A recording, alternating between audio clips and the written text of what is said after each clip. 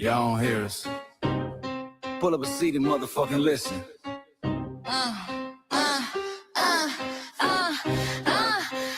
Pull up a seat and motherfucking listen. Pack your bag, time to go home. Talking crazy on our soil where our blood and bones grown. This our grind, we outside on it. While y'all fools on the outside looking, y'all show no respect to Black America, so leave. Hey. Y'all don't get it, so it's time to go home. Get the hell up out of America, take your disrespect and just fly on. Y'all don't get it, so it's time to go home. Get the hell up out of America, take your disrespect and just fly on. You landed on the tarmac, fresh off the boat. Talking about y'all building nothing, man, you choking on the note. My ancestors the reason that this country even breathes. Picked the cotton, built the White House, planted the seed. Jim Crow laws, redlined the map, we was the target. You think that struggle's a costume, man, you can't mark it. We fought the wars, we bled the blood, we died for our future's chance. And you come here and give our legacy a side eye while throwing shade on the guard. While you benefit from doors we kicked down with our last breath. Now you spit on the architects who stared down death. Disrespectful, that's disrespectful, ungrateful. A slap in the face to only people who gave a fuck. So let me show your ungrateful ass to the right place. Pack your bags, time to go home. Talking crazy on our soil where our blood and bones grown. This our ground and we outside on it. While y'all fools on the outside looking, y'all show no respect to Black America, so leave. Y'all don't get it, so it's time to go home. Get the hell up out of America, take your disrespect and just fly on. Y'all don't get it, so it's time to go home. Get the hell up out of America, take your disrespect and just fly on. Passport, the visa, the privilege to be here. Cause my grandma didn't march for y'all, so disappear from our land. You cosplaying our pain. Think it's a trend you can borrow, but you ain't inherit the ghosts of our sorrow. We the foundation, the bedrock, the soil, and the root. You not no branch on our tree, and unproductive people always cosplaying me. Talking about we ain't do nothing, you lost your mind. We built this from nothing, time after time. From the beginning to now, we been the backbone and muscle. Why you look down on the struggle and cause a whole tussle? The energy sky was discussing it's whack. So let's make it clear, there's no turning back. This land is paid for in full. In blood, sweat, and tears, and dreams deferred. You don't get to come into a house we built from the dirt and telling Black America y'all ain't worth nothing. That's a violation, facts. Pack your bags, time to go home. It's our soil on our soil where our blood and bones grown. Show respect, this our ground, y'all just tenants on a leash. Or get the step. Show no respect to Black America, so leave. Don't get it, so it's time to go home. Get the hell up out of America, taking your 10 seconds just lay on. Don't get it, so it's time to go home. Get the hell up out of America, taking your 10 seconds just lay on. Yeah, fly little birdies.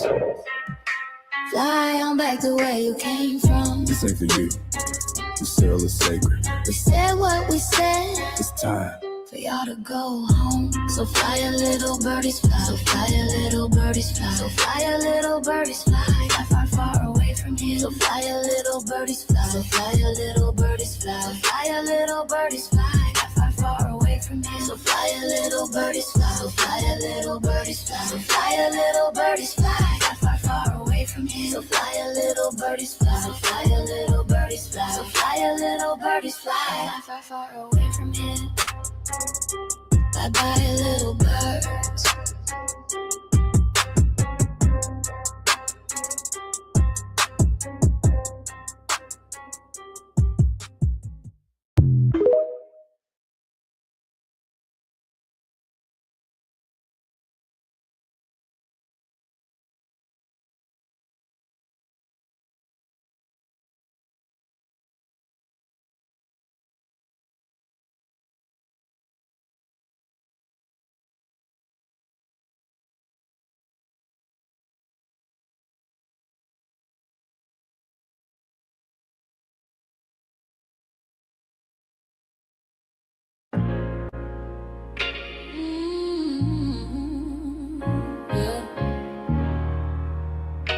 They thought we forgot, but we never forget.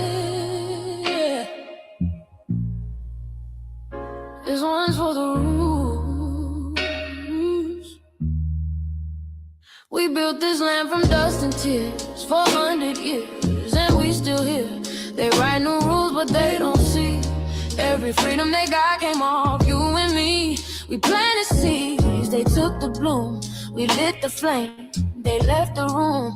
But we back now, no disguise.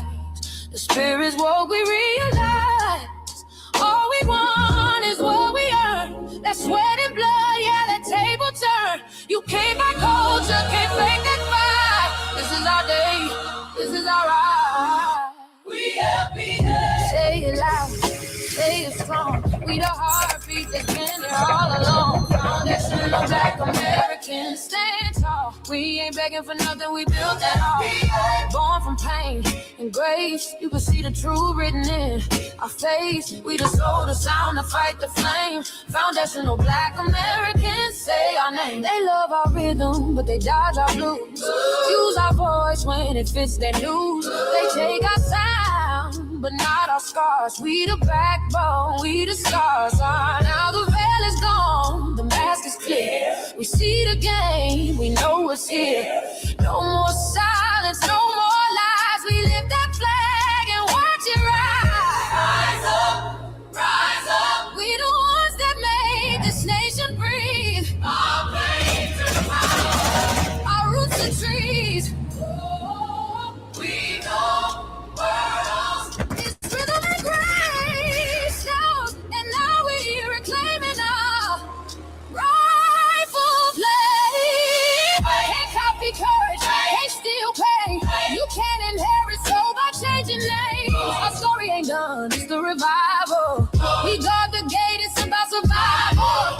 We FBA, say it proud, say it loud. The world dances on what we vow. Foundational Black Americans, still we stand, still we fight, still we demand. We every block, every song, we've been right here all along. The soul of a people strong and free. Foundational Black Americans.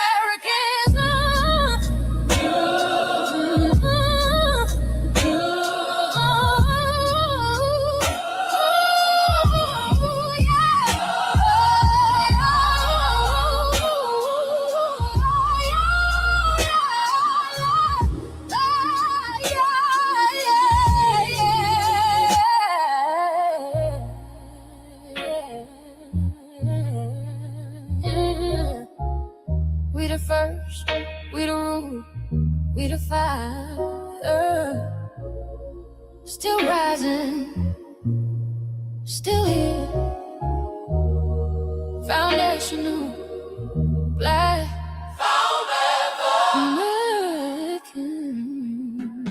We set the tone and they copy the cadence. Dance to our drums and deny the foundation. Wear the style but don't honor the source. Smile in the crowd and you distance and force. Say you not us but you rap like we breathe.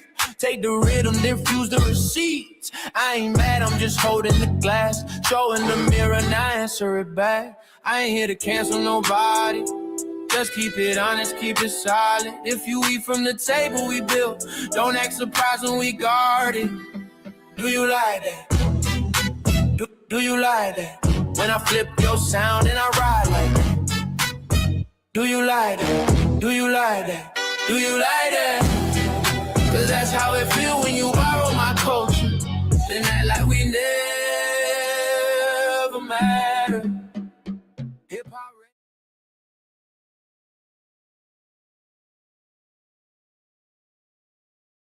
Mike Larry. Now this shit here, it's what I see it is. We're not fighting your battles. We're not carrying your fear. We're not lending our history to people who erased us while we were here.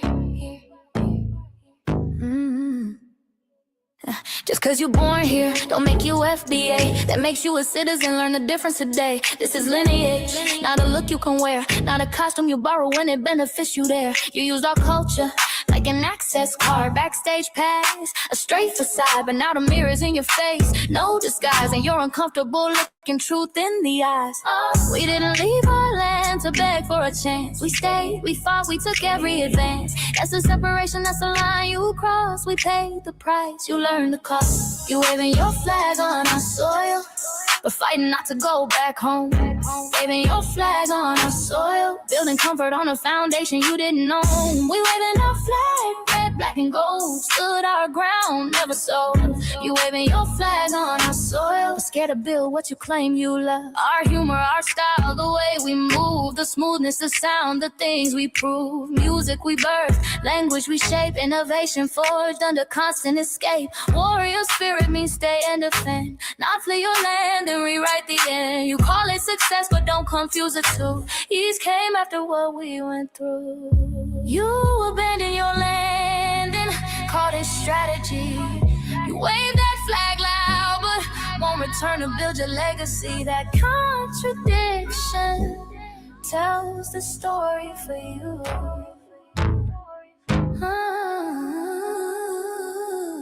You waving your flag on our soil, we're fighting not to go back home. We waving ours where we were forged, every inch earned, every brick known. We can't be deported, and that truth changes everything. We can't be deported, and that truth changes everything. We know who we are, and now we see who you are too. Just because y'all born here doesn't make you FBA at all. It makes you an American citizen.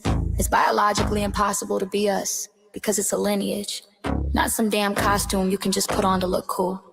You immigrants and immigrant Americans has used our culture as an access card, a backstage pass to our culture. Now y'all have to look in the mirror. Our sense of humor, the aesthetics, mannerisms, the style of dress, the smoothness, the creativity, our genres of music, innovativeness, our slang, our warrior spirit by staying on our homeland and fighting and not fleeing to somebody else's land to beg for a better life and shit on the very people who fought to have us there. That's who we are. And we know who the hell y'all are waving your flag on our soil and fighting to make sure y'all don't go back.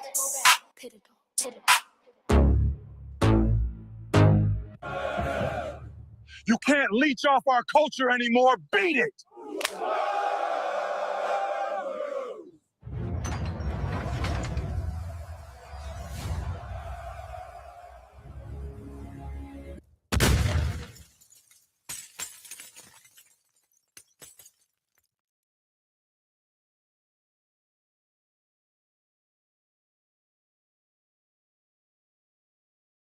Mike Larry, man, you did it again. We really making history. Let's go. Do you like that? Do you like that? Flip your sound, how you like that? Do you like that? Do you like that? Say it loud, don't walk it back. Do you like that? Do you like that? You grew up mimicking us, now y'all switch it up. Turn the carbon copy, y'all ain't black, what the fuck? It's funny y'all connecting to our culture like it's Wi-Fi. Surfing on our waves of our culture, no more high ground. Feeling my culture for all these years. Look how time flies, all these colonizers in the skies. All of y'all hate, y'all still hate us outside. Study doctor, vampires, with the blood of our guilt. They copy the flavor, sip the juice, love the results, hate the truth. Who? Do you like that? Do you like that? Do you like that? Flip your sound, how you like that? Do you like that? Democratic Shills, talking points, the road they fill. Fish and chips, agent on the mic, judging FBAs, but ain't you half white? Talking like you one of us, we need a pool face. The agent type, the prune face, like 50 and Jim, it's a cold game. Throwing stones, cause we built our own lane. I'm joking, kinda, but I mean, smile calm, pressure intact. Y'all proud where y'all from. Where they flag, beat they drum. But when it's us, tone switch fast. Same pride, but it's too much. FBA pride, lineage solid. You can't put this on, can't try it on. Built here, stayed and fought. That's the difference. That's the car. Do you like that? Do you like that? Say it clear, don't twist the facts. Do you like that? Yeah. Do you like that? Do you like that? Point made. No edit. No care.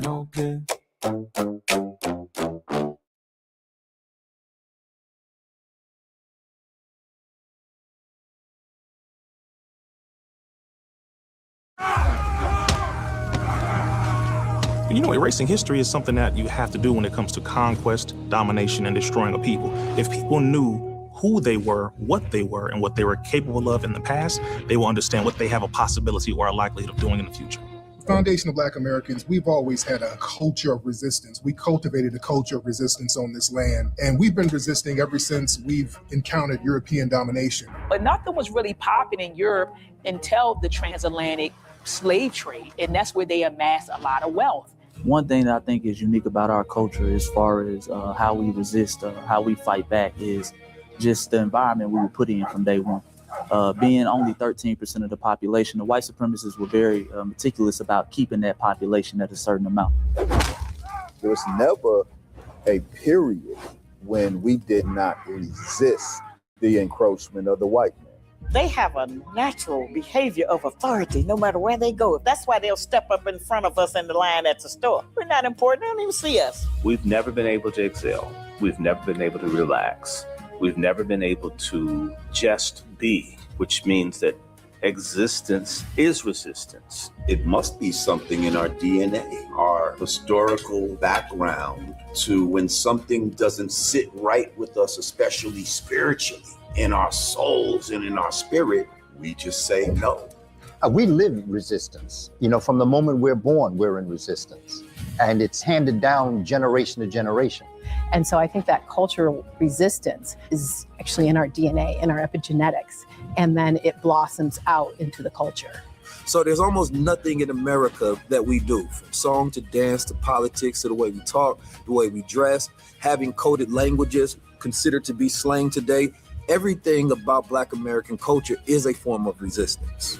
Of course, they want to always downplay our contributions to the global tapestry because they continue to act like our number one export in this country is not Black innovation. Everyone understands that our resistance has been the cornerstone of what foundational Black Americans have always done. We are the life that breathes everything into this nation. The further back you go, the further Black you go. It's just simple like that, brother.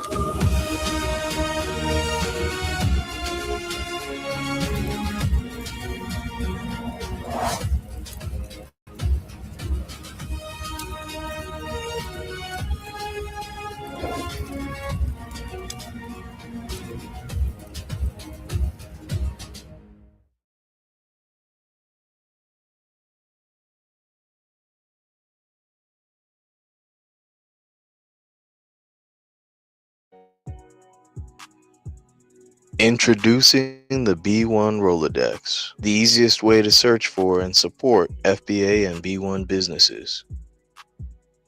Hundreds of entries from the Black grassroots for the Black grassroots. Free to use, free to download, constantly updated. Trouble navigating the document? Try using the map version.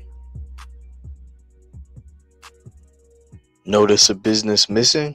Use this simple Google form to submit an FBA or B1 business. Also submit anti-Black businesses, which are now being collected in that last tab. Find resources, contact numbers, and much more using the second tab. All the info you need to start practicing group economics today. Go to blacktruthunited.com. That's blacktruthunited.com.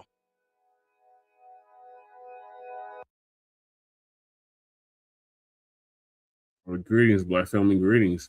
And thank y'all for tuning in to another episode of the Frontline Black News. I'm your host, Chain Crewman. I think I'm going to be solo dolo tonight, but we'll see. I might be joined with our other host, Lady Che, and I might be joined with our West Coast correspondent, Shabaka San Corey.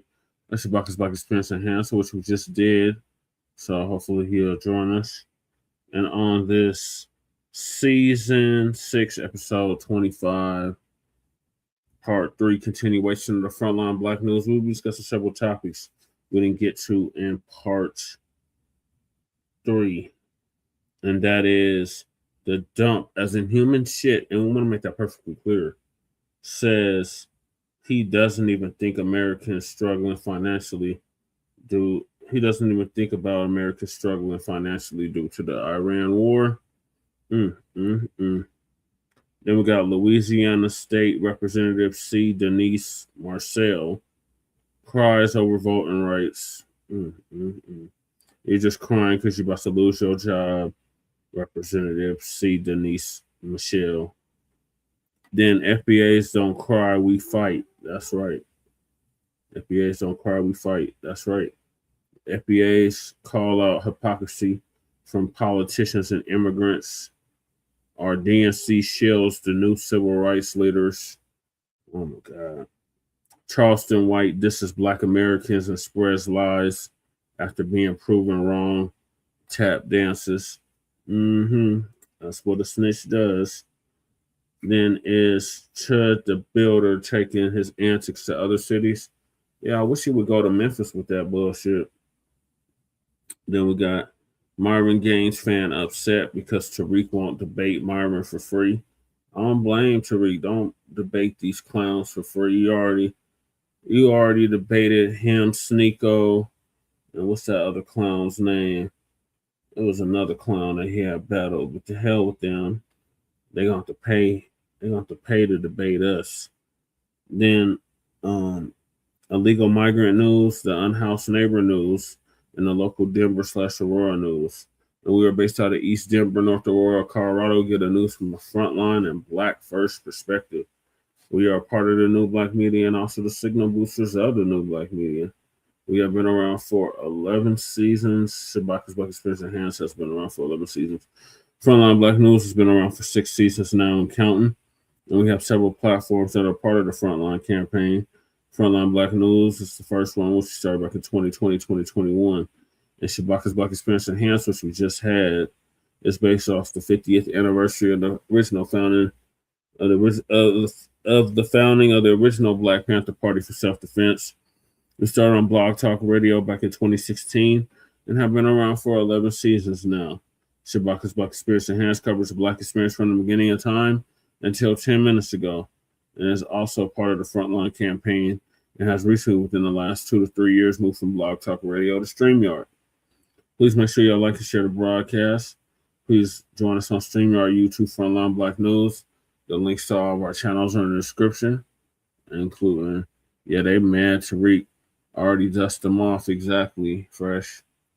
They just don't know when to quit. So make sure y'all subscribe to all our platforms, Frontline Black News, Frontline Black News 2, our backup channel. Definitely make sure y'all subscribe to Frontline Black News 2.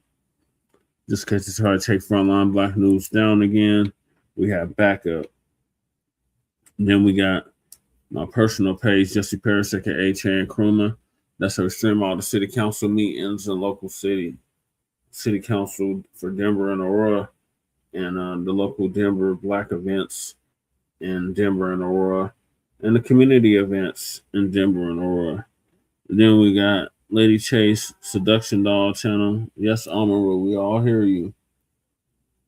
The B1 kittens are up. Lady Chase Seduction Doll channel. Make sure y'all sub to that. She's almost at 50 subscribers, so let's make her get 50 tonight on that channel. Then we got her main channel, the RBA. Make sure y'all sub to that. The Revolutionary Agenda. She's about at 78 subscribers, so let's make her get 100 tonight. And then we got Shabaka's YouTube channel, Jeanette 1. Make sure y'all sub to that so Shabaka can start going live on YouTube. I think he needs about 12 more subscribers and he can start going live on YouTube. And then we got Jay Militant, what's cracking to with Jay Militant, our cousin, our lokester out the Bay Area. Make sure you sub to his channel, What's Cracking TV with Jay Militant. Then we got our brother Kukizi, who was with us earlier for Shabaka's Black Experience Enhanced. Kukizi 5100, make sure you sub to that. Shout out to the Bell side. Then we got Breeze Omega, a brother out of Virginia by way of New York. Make sure you sub to his channel, Breeze Omega. He should be joining us as well. We'll see. He's probably at work. But check him out. He's heavy, and he just surpassed 1,000 subscribers. Then we got our brother Church of Black Power, who's originally from Watts, California, the Jordan Downs to be exact, and is now in Houston, Texas. Make sure y'all sub to his channel as well, Church of Black Power. He just surpassed 3,000 subscribers, so salute to him. He shows us love, so we definitely show him love back. Then we got Torian Rain Reloaded, a brother out of the DMV area who is almost at 80,000 subscribers, so salute to Torian. He put Lisa Cabrera on, so big salute to him. And I was chopping it up with him this past weekend. What else we got in here? We got Savage in the building. Salute. Savage Sab in the building.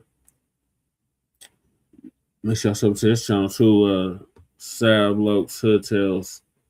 Then we got our brother Black Truth United, who's been on hiatus but did come up with the B1 Rolodex, which is a modern day green book for FBA and B1 businesses alike. Then I just played the ad for the Rolodex, and the link to the Rolodex is in the description as well. Make sure y'all submit those businesses and check out the Rolodex.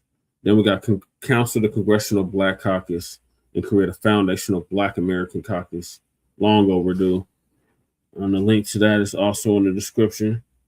Then we got Take Action Now, Sister Brooks Call to Action out in New York.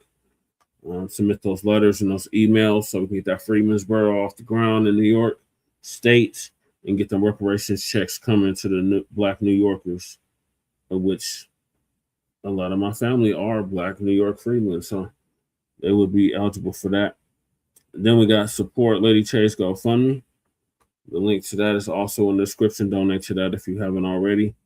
And then we got my political page, my campaign page, rather. Support me, Jesse Parrish, for House District 8, House of Representatives. That's the East Side, Park Hill, and Central Park. It's the neighborhoods that encompass my district. And to support that campaign, the link to the website is in the description.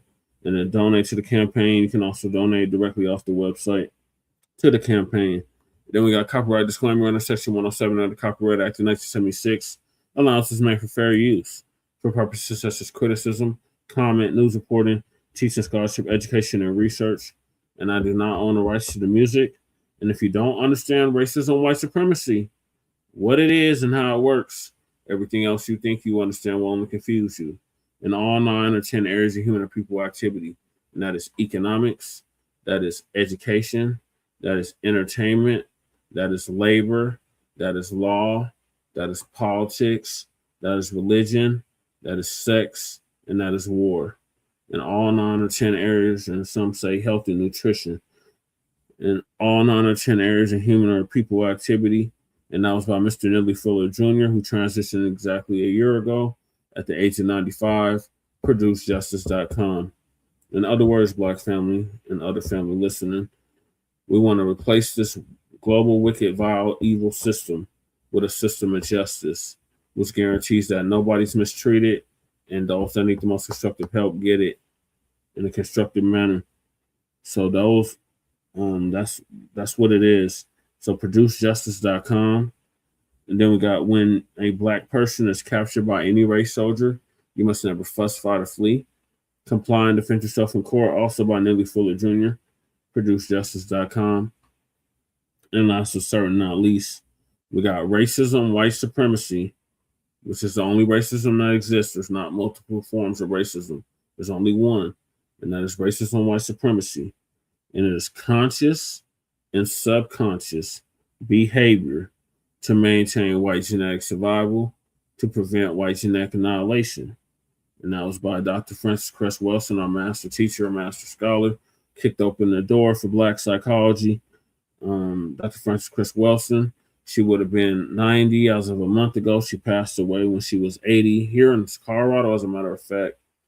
And shout out to our FBA brother Tariq for paying for her funeral, along with several others. So those are the topics. Make sure you hit that like and subscribe button. All right, y'all. So I'm going to hop right into it with Trump. Trump says he doesn't even think about Americans struggling financially due to the Iran war. So I believe it's Uncle Phil going to give us an update on that. Shout out to Uncle Phil. Sharing my screen.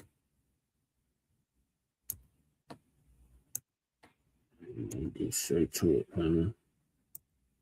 All right, here we go. All right, so Uncle Phil will give us an update on that. Trump, aka the dump as in human shit, and we want to make that perfectly clear, says that he does not care about Americans struggling financially as a result of the Iran war. Today, Trump said something that a lot of people, I don't know if you knew he said this, but to the people that, you know, really is MAGA and support him and say he's going to do the best thing for you, you know, right now, a lot of people dealing with gas prices, rent is going up, food is going up, everything is going up in this country. A lot of people are struggling. People are canceling vacations. People are, you know, not taking flights like they used to because it was so expensive. So you can't even drive because the gas price is high, right? Because you say, maybe I'll drive and save some money, but no, you're not going to save money whatsoever. But in the midst of all of this situation, I want you to hear what Trump says when he's asked a question about your finances as Americans. Let's go ahead and check that out. When you're negotiating with Iran, Mr. President, to what extent are Americans' financial situations motivating you to make a deal? Not even a little bit. The only thing that matters when I'm talking about Iran, they can't have a nuclear weapon. I don't think about Americans' financial situation. I don't think about anybody. I think about one thing. We cannot let Iran have a nuclear weapon. That's all. That's the only thing that matters. Now, we know as Black Americans, right, that they never cared about our financial situation at all. So this isn't shocking that he's saying this, but white America, let me talk to you, kind of like how Bernie Mac used to do, talking about white America. It's quite interesting how every day you're being put in the same position like Black America has been put in this country.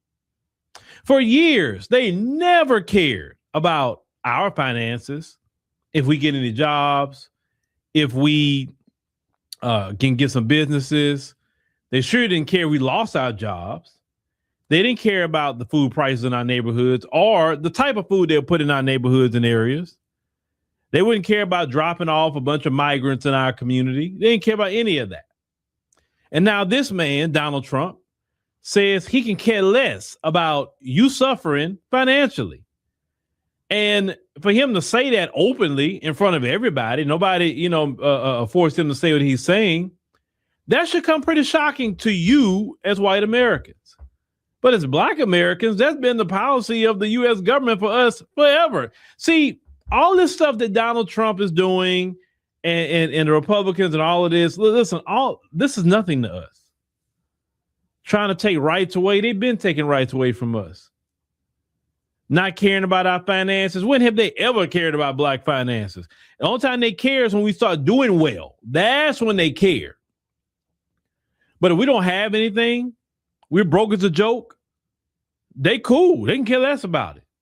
And now you have been put in the same position as how we as Black Americans have been put into. The same exact position. How does that feel, knowing that the guy that a lot of you supported, you went to his rallies, you wore his hats, you swore up and down by the man, and for him to turn around and say he can care less about you struggling financially because all he cares about is his foreign war that he started with his friend Netanyahu over there? They started that war with Iran. Iran didn't go shoot no missiles or do nothing to the United States at all, or neither they do anything to Israel. They didn't do anything. And yet the American people are dealing with the blowback of that particular issue. But I just want y'all to hear, you know, what's your position? See, every single day that I'm noticing white Americans, you're starting to get a taste of what Black America have been dealing with in this country. Every time I'm looking up, you're losing jobs, just like we lost jobs. Your finances is not right. A lot of you upset, you're struggling, just like Black people for a very long time.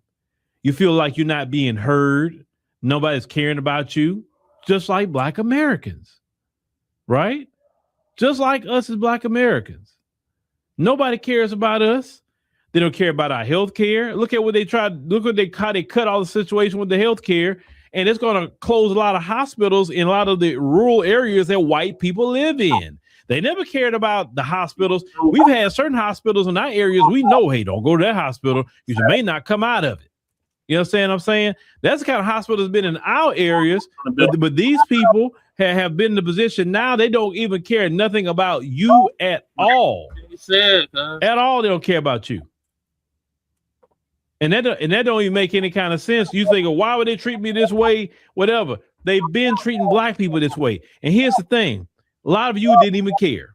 You're like, I don't care. They're lazy anyway. That's how a lot of you were saying about us as Black people. We were telling you, hey, this government, man, they don't care. This government is cutting programs. This government's not doing this, not doing that. The whole time you had negative things to say about Black Americans when we have been warning and talking about these issues happening to us forever. And now it's happening to you and you can't say anything because you applauded the government, right? You applauded them for cutting things for Black people. They cut SNAP.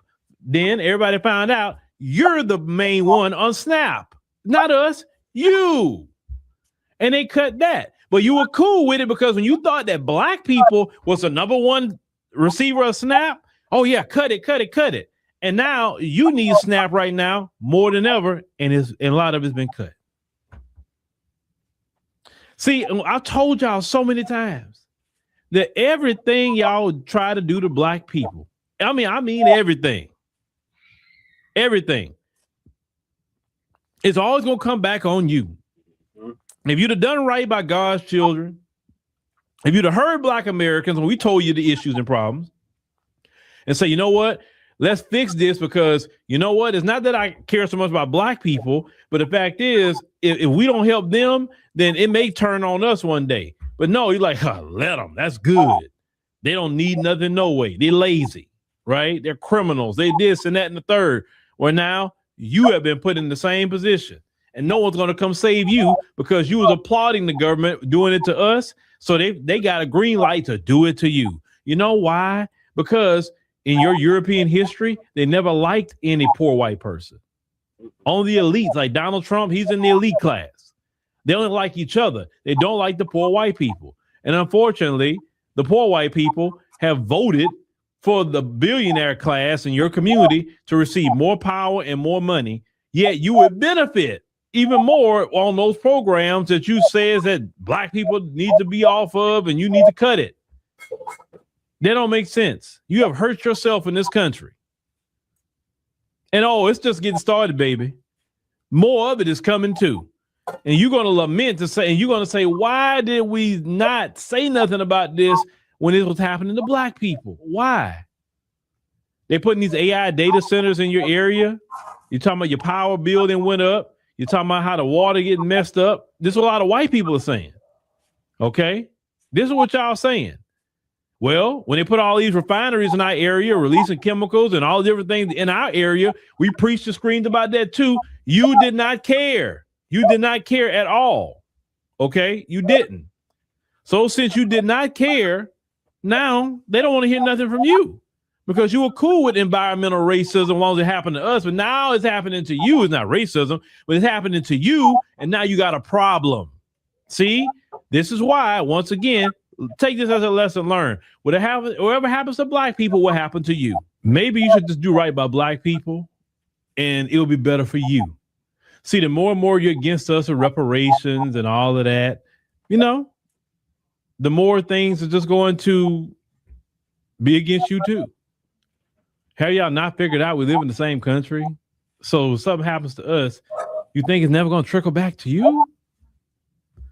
That's y'all biggest issue and problem. You never wanted black people to have free health care, so you never supported it because we gonna get it. And you need free health care more than anybody else right now. And you don't have it. You know why? Because you don't want black people to get it. Maybe y'all need to reassess all the moves y'all been making all these years to support harming black people. And then now you look at yourself right now and how you're being hurt and harmed by this same government. I would not want to be you. I'll be honest with you, because I would be so upset because this community, your community, supported not even getting free health care, not standing up against mass incarceration, not standing up against environmental racism, not standing up against anything. And now it's all hitting you. Nobody's going to say anything about it at all. I'm sure not going to complain about it because you didn't stand up for us. So why should any of us stand up for you? Right. Exactly, Uncle Phil. And them chickens is definitely coming home to roost. All right, cuz environmental racism is for us. It's environmental terrorism to them, exactly. And we got Kahari in the building. We are at 444. Let's make it 500 tonight. Yep, they didn't believe us. They didn't want to hear us when we was telling them, hey, man, this could happen to you. Oh, no, this never happened to us. Okay. Yeah, vote the orange man in. Now y'all got voter remorse. Y'all don't even want to talk about it no more, but that's who y'all voted in. So now we got to deal with these goddamn tariffs. We got to deal with these high-ass gas prices. We got to deal with these high-ass food prices. Exactly. Let's go. I sent you the link, Kahari, if you want to join me. But yeah, I'm not even surprised if Dump would say that. He don't care about people struggling financially after he done started a war, after he said he wasn't going to start no more wars. Well, you dumpsters, you only have yourselves to blame for this. Because majority of white people voted for Trump. So majority of Latinos voted for Trump. So this ain't got shit to do with black people. Black people didn't vote for that fool. Not in those numbers. Now, there was some black people that voted for him, but not like the Latinos. Not like the Latinos and not like the whites. So this is all on y'all. Okay, Kahari. Yep, they still ignoring their brown and LGBTQ threats. Yep. Exactly, Jesse. I hope they heard him loud and clear too. I hope so. We can only hope. And I got you another day. Okay, Kahari. All right, I was going to talk about this too. Black farmers. It's kind of off topic though. But how long is this video? 15 minutes. I guess we could talk about it real quick. So, exclusive update. Black farmer files lawsuit after white family steals land, allegedly. So, Rashad Rashid gonna give us an update on that. Update. Remember the farmer that we had on the program who had land taken, allegedly, and was evicted or moved off of his property. We talked to him. Because of that coverage, he now has an attorney. And here's the update and reminder of the story. Here it is. Do you guys remember Derek? He was the kid that got his property, his farm, stolen by this white family. The family's name was the Hardys, and Derek was really good friends with them through the church. They ended up buying this home together, and then the lady who he was doing business with ended up transferring everything into Derek's name. Well, later on, there was that went down, and the family ended up moving into Derek's house because he was trying to help them. Well, they ended up taking over his home and basically kicking him out of the house. But because the family had all these connections to the judge and the police and all these things, they ended up like taking his house. And you guys remember this plane crash that just happened in Covington, Georgia, right? You won't believe it if I told you, but it's right there. James and Janet Hardy are the couple who stole that boy's house. They were the couple that died on that plane after it took off. You cannot, as much as you don't want me to be a resident here, I am. You can't get over that. I am a resident. I am a Morgan County resident, and you cannot get over that. Would you like to go to? I mean, this is my home, and this is my home. Hey, everybody, I'm getting ready right now. I'm here at my home in Morgan County, Georgia, that I have the deed to. That's my residence that I have a Supreme Court ruling to. That my cars are registered. That my license is to. I think last you shot my license.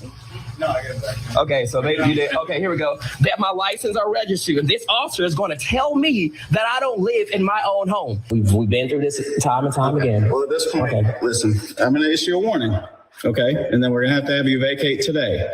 There has to be a court order to say that they're evicted from here before you can come back. So you're moving the residents. So you're moving me out of my home. They're the residents. I'm the resident. They've been staying here daily. I don't have to. What law says I got to be in my sleep in this bed every night? What law? What law says I can't sleep? What law says I can't handle business in another city? Are you going to sign these? If I don't sign it, you're taking me to jail, right? If I don't sign this, you're taking me to jail. If you sign a refusal, you're still going to have to leave the property. And if you don't leave after that point, once I sign these all as a refusal, yes, we will. We have a major update. Put it up for mass. If you recall, Derek Williamson is the person in that video. He has now officially retained legal counsel, and the name is a familiar name. Attorney Walt Bernard has stepped in to lead the defense. Many of you remember Bernard from our previous coverage. In 2023, he was arrested in his own home and brought to court in shackles to settle a rent dispute involving his business. He alleged he was coerced into a settlement under the threat of continued jail time, a battle he is still fighting today. So now you have a, quote, sweeping federal civil rights lawsuit that has been filed in the United States District Court of the Middle District of Georgia against Morgan County, Georgia. Multiple judges, sheriff's deputies, and private corporate entities alleging a coordinated campaign to unlawfully dispossess the young Black entrepreneur from his $3.2 million farm and destroy his animal-to-animal related businesses. If you recall, when we interviewed Mr. Williamson, he explained the matter thoroughly. He talked about his ministry utilizing animals, farm animals, in order to provide therapeutic healing for individuals, his love for the land, and also the legalities or the protocol as to how he obtained the property. Okay, there's more.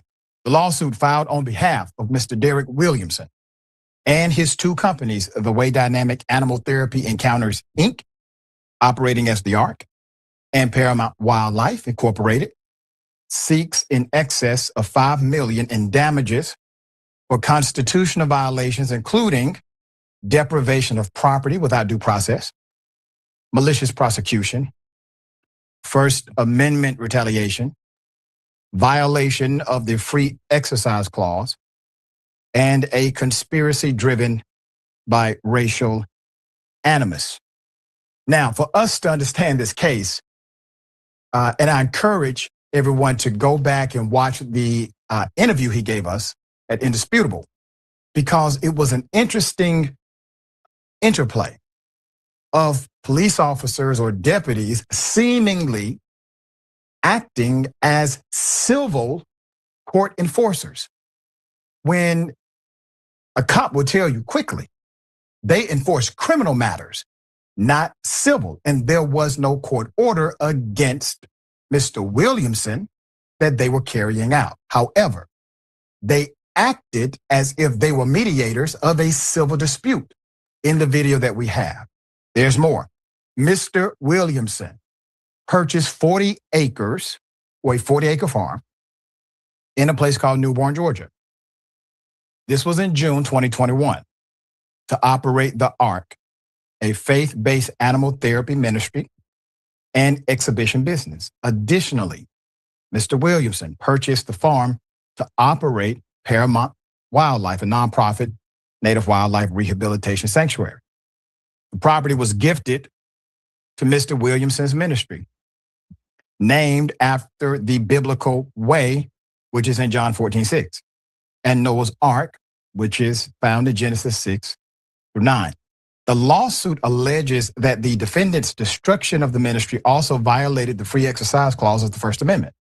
The 11th Circuit has repeatedly held that the ongoing deprivation of constitutional rights constitutes irreparable harm. Every day that Mr. Williamson is barred from his ministry's property and denied access to the animals through which he practices his faith constitutes an ongoing, irreparable burden on his religious exercise. Furthermore, the ongoing deprivation of real property is inherently irreparable. Every day that plaintiffs are barred from their $1.4 million farm, the property is subject to waste, deterioration, and unauthorized use by third parties. So according to the suit, despite him holding clear legal title, this was later confirmed by Rockdale County Superior Court based on their ruling. Mr. Williamson was still forcibly removed from his own land. This was April 2022. Morgan County Chief Judge Connie Holt, who allegedly exceeded her authority, statutory authority, by using a, quote, good behavior bond hearing to effectively evict him. The lawsuit alleges that upon learning Mr. Williamson, a black man, owned the property, the judge, Judge Holt, expressed surprise that, quote, this black man owned all this land, end quote. Following the unlawful eviction, the complaint alleges that Mr. Williamson's former business partner, Nicole Canoy, acting through her corporate entities, Wildlife Critter Circle of Life Rehabilitation Center, Inc., and Animals on Set, Inc., conspired with occupants to steal and sell numerous animals, according to the allegation. The defendants also stole specialized infrastructure belonging to Paramount Wildlife, including 8-foot privacy fencing, medical supplies, and veterinary equipment, rendering the nonprofit unable to complete its state permitting process. The corporate defendants, which supply animals for Georgia's film and television industry, are named in the lawsuit under state RICO, conversion, and civil theft claims. Here's the consequence. So the ARC's 3 faith-based animal therapy ministry and USDA pending animal therapy exhibition business was destroyed. Paramount Wildlife's native animal sanctuary was rendered inoperable. Numerous animals were stolen according to the suit, sold or slaughtered by defendant according to the suit and her corporate entities. And Mr. Williamson continues to be responsible to pay $2,404 monthly mortgage on a property that he cannot access. Once again, this is the lawsuit. The allegation is spelled out. There's a lot more. Remember, this story was so extreme that individuals assume, some people assume, that something else must be happening. There has to be another issue. There has to be some paperwork we're not aware of. Well, remember, Rockdale County, which is basically in the metropolitan area of Atlanta, Rockdale County judge made a ruling that illustrated he clearly has the title. Okay? There's more in the lawsuit. The lawsuit also details severe First Amendment retaliation.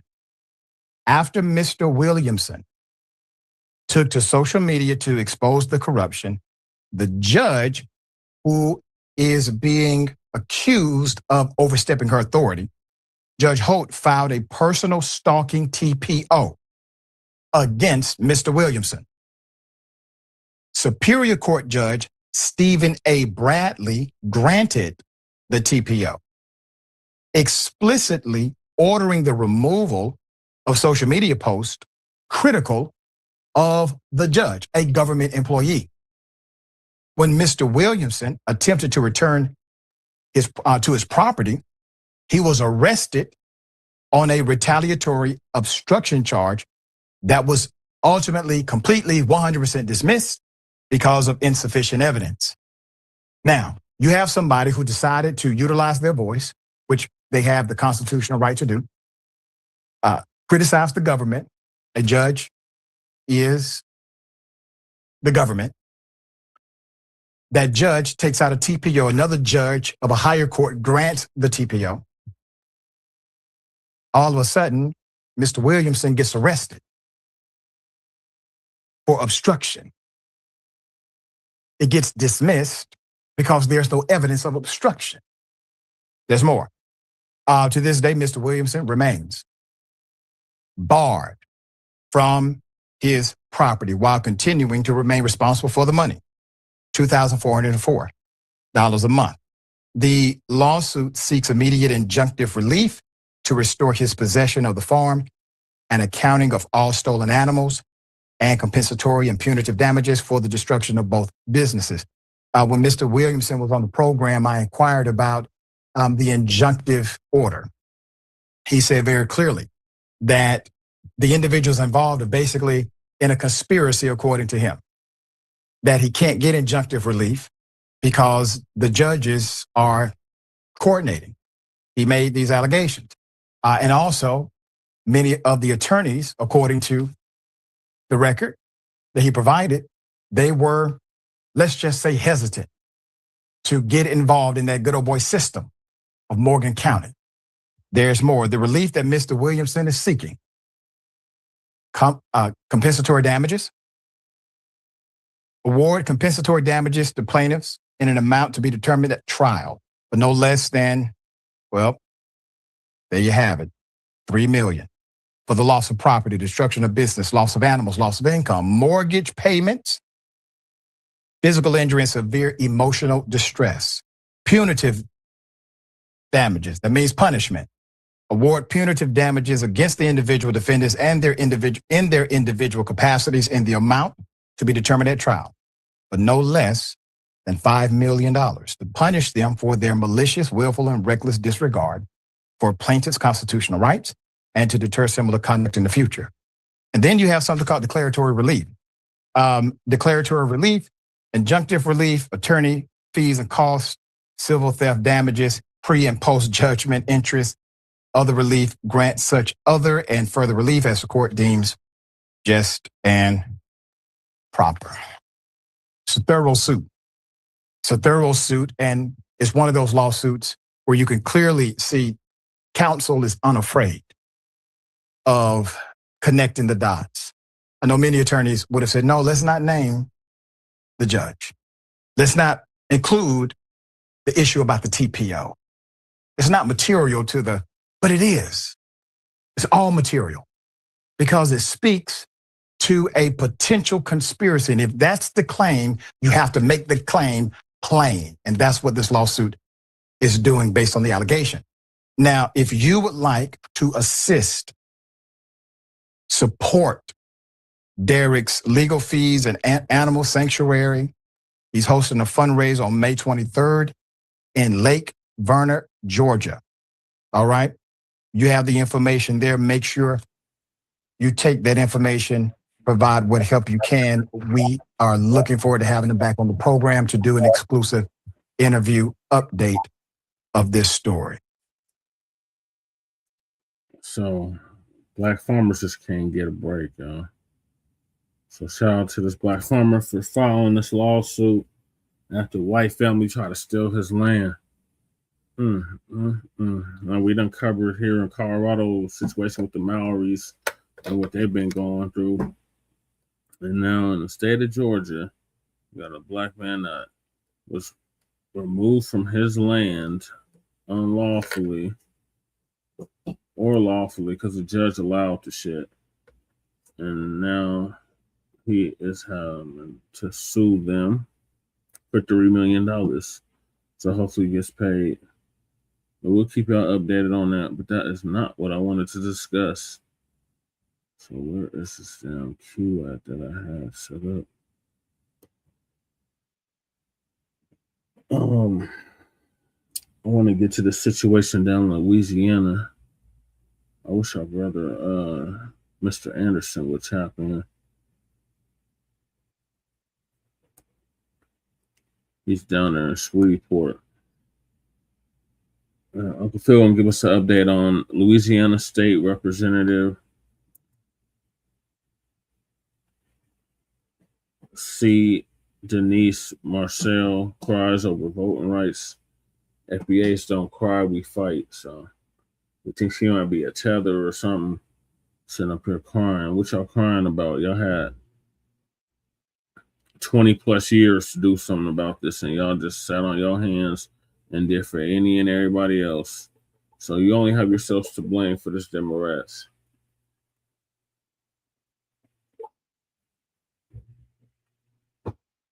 Get down, Amaru. The B1 kittens is real. So you can't believe nothing they tell you, okay? You can't believe a thing these people tell you, okay? Because they cannot follow it. They tell you about, oh, well, merit, and you need to get things by merit. They have never earned a thing by merit, okay? Never. They believe in nepotism. Yeah, he's right. They believe in favoritism, and none of that shows merit. None of it. It doesn't show experience, merit. It doesn't show anything that they're doing, okay? So the first step to mental liberation, I'm going to say, because see, the issue with a lot of black people, you know, I know some people was beating up on the South Africans as of recent, and they were saying, oh, the South Africans love them white people, and the South Africans, some of you love them too. Some of you believe them too. Some of you believe the best out of them too, even though we've had a 400-year history. Because I've seen comments somebody, oh, the black South Africans, you know, how they act like that with them white folks over there, and they put them in apartheid, and how some of you act over here, and they had us enslaved. Yeah. Some of you act the exact same way they do. That's why I told y'all, black South Africans and black Americans act the same in a lot of ways. I'm telling y'all. But the story mirrors each other a lot, too. That's why.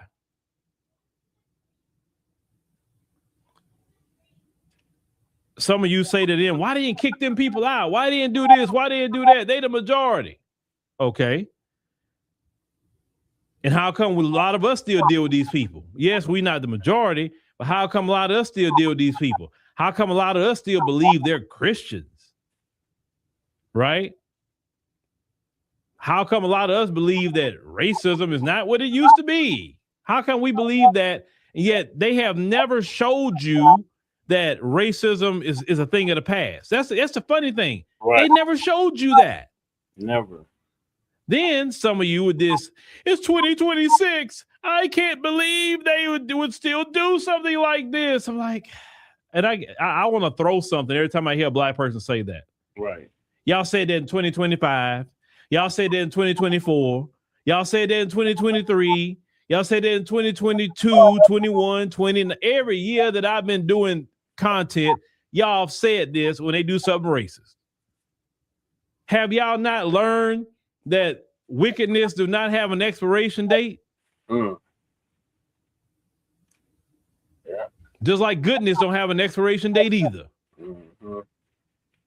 So it's 2026, and they just supposed to say, you know what? It's 2026. Okay, all the racism is gone now. We gonna throw it away. Oh my God. That's the end of it. We're just good people now. No more racism. Because it's 2026. That was the way to stop us. When it's January 1, 2026, that means all my anti-black racism, the way I was raised, all the history of my family, the way we treated black people in this country, and how we still want to treat black people in this country, that all goes away because it was January 1, 2026. Come on, y'all. Y'all gotta be, come on. Y'all gotta be smarter than this. Come on. Right. And you hear a black person say that around you. It was 2026. I can't believe. You need to chew them up for saying that. Right. When had they ever told you they gonna stop with their anti-black racism because it's 2026? What memo they put out? Right. Last time I checked, they ain't put out a memo. Yeah, They don't care about you or me.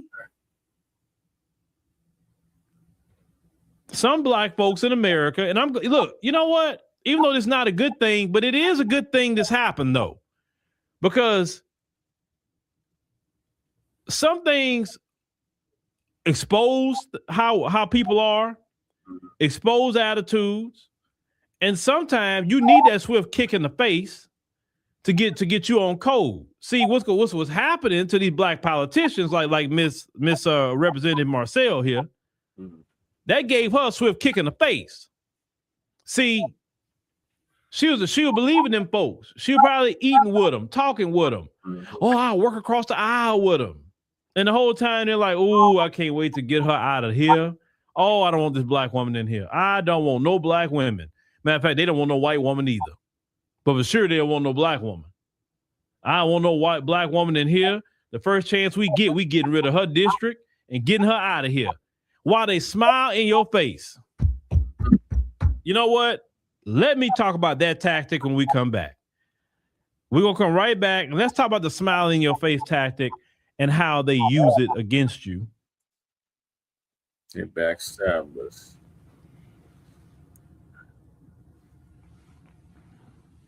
We see have got to get over it, right? Yeah, that's what they always tell us about. Just get over it. Get over what? 100%. It's the Unity Reunion Parade, Cookout, Line Dance Party, Backyard, Barbecue, Fish Fry, Vegan Soul, Black Business, Food Truck, Networking, Outdoor, Concert, Music Festival, Celebration of the Year. Featuring Loose Ends, Dead Prez, Rashad, Taking the Bankers, Rhapsody, October London. Get tickets at OhioBlackExpo.com. That's OhioBlackExpo.com. Yeah, them damn bootleg and raccoon classes. All right, ladies and gentlemen, we are back. We are back. All right, so let's get to about that smiling. Okay, and if you have seen, like a lot of times you look up and like, yeah, a little smile at you or whatever. Yeah. Or overly nice. And then have you seen the same people that be overly nice to you or smiling at you or whatever have done some pretty racist stuff? Yeah. Right? And I've heard them talk about the smile in videos and how that smile is fake. They're taught to do that, actually. A lot of that I've heard them say in videos on TikTok, they're taught to do that. But let me tell you about the smiling. Okay. So when you smile at someone, it psychologically disarms them. Yeah. Because a person will relax when you see a person smiling at you versus when you see a person looking mean at you. Mm-hmm. That's a tactic. Yeah. That's why we say to the ladies, smile more. But why? Because if you smile more, then that disarms people how they think about you. If you don't want nobody around you, don't smile. That's what that is, right? So they do this. They smile at you. They be real nice to you, and you thinking that's very genuine because it feels genuine.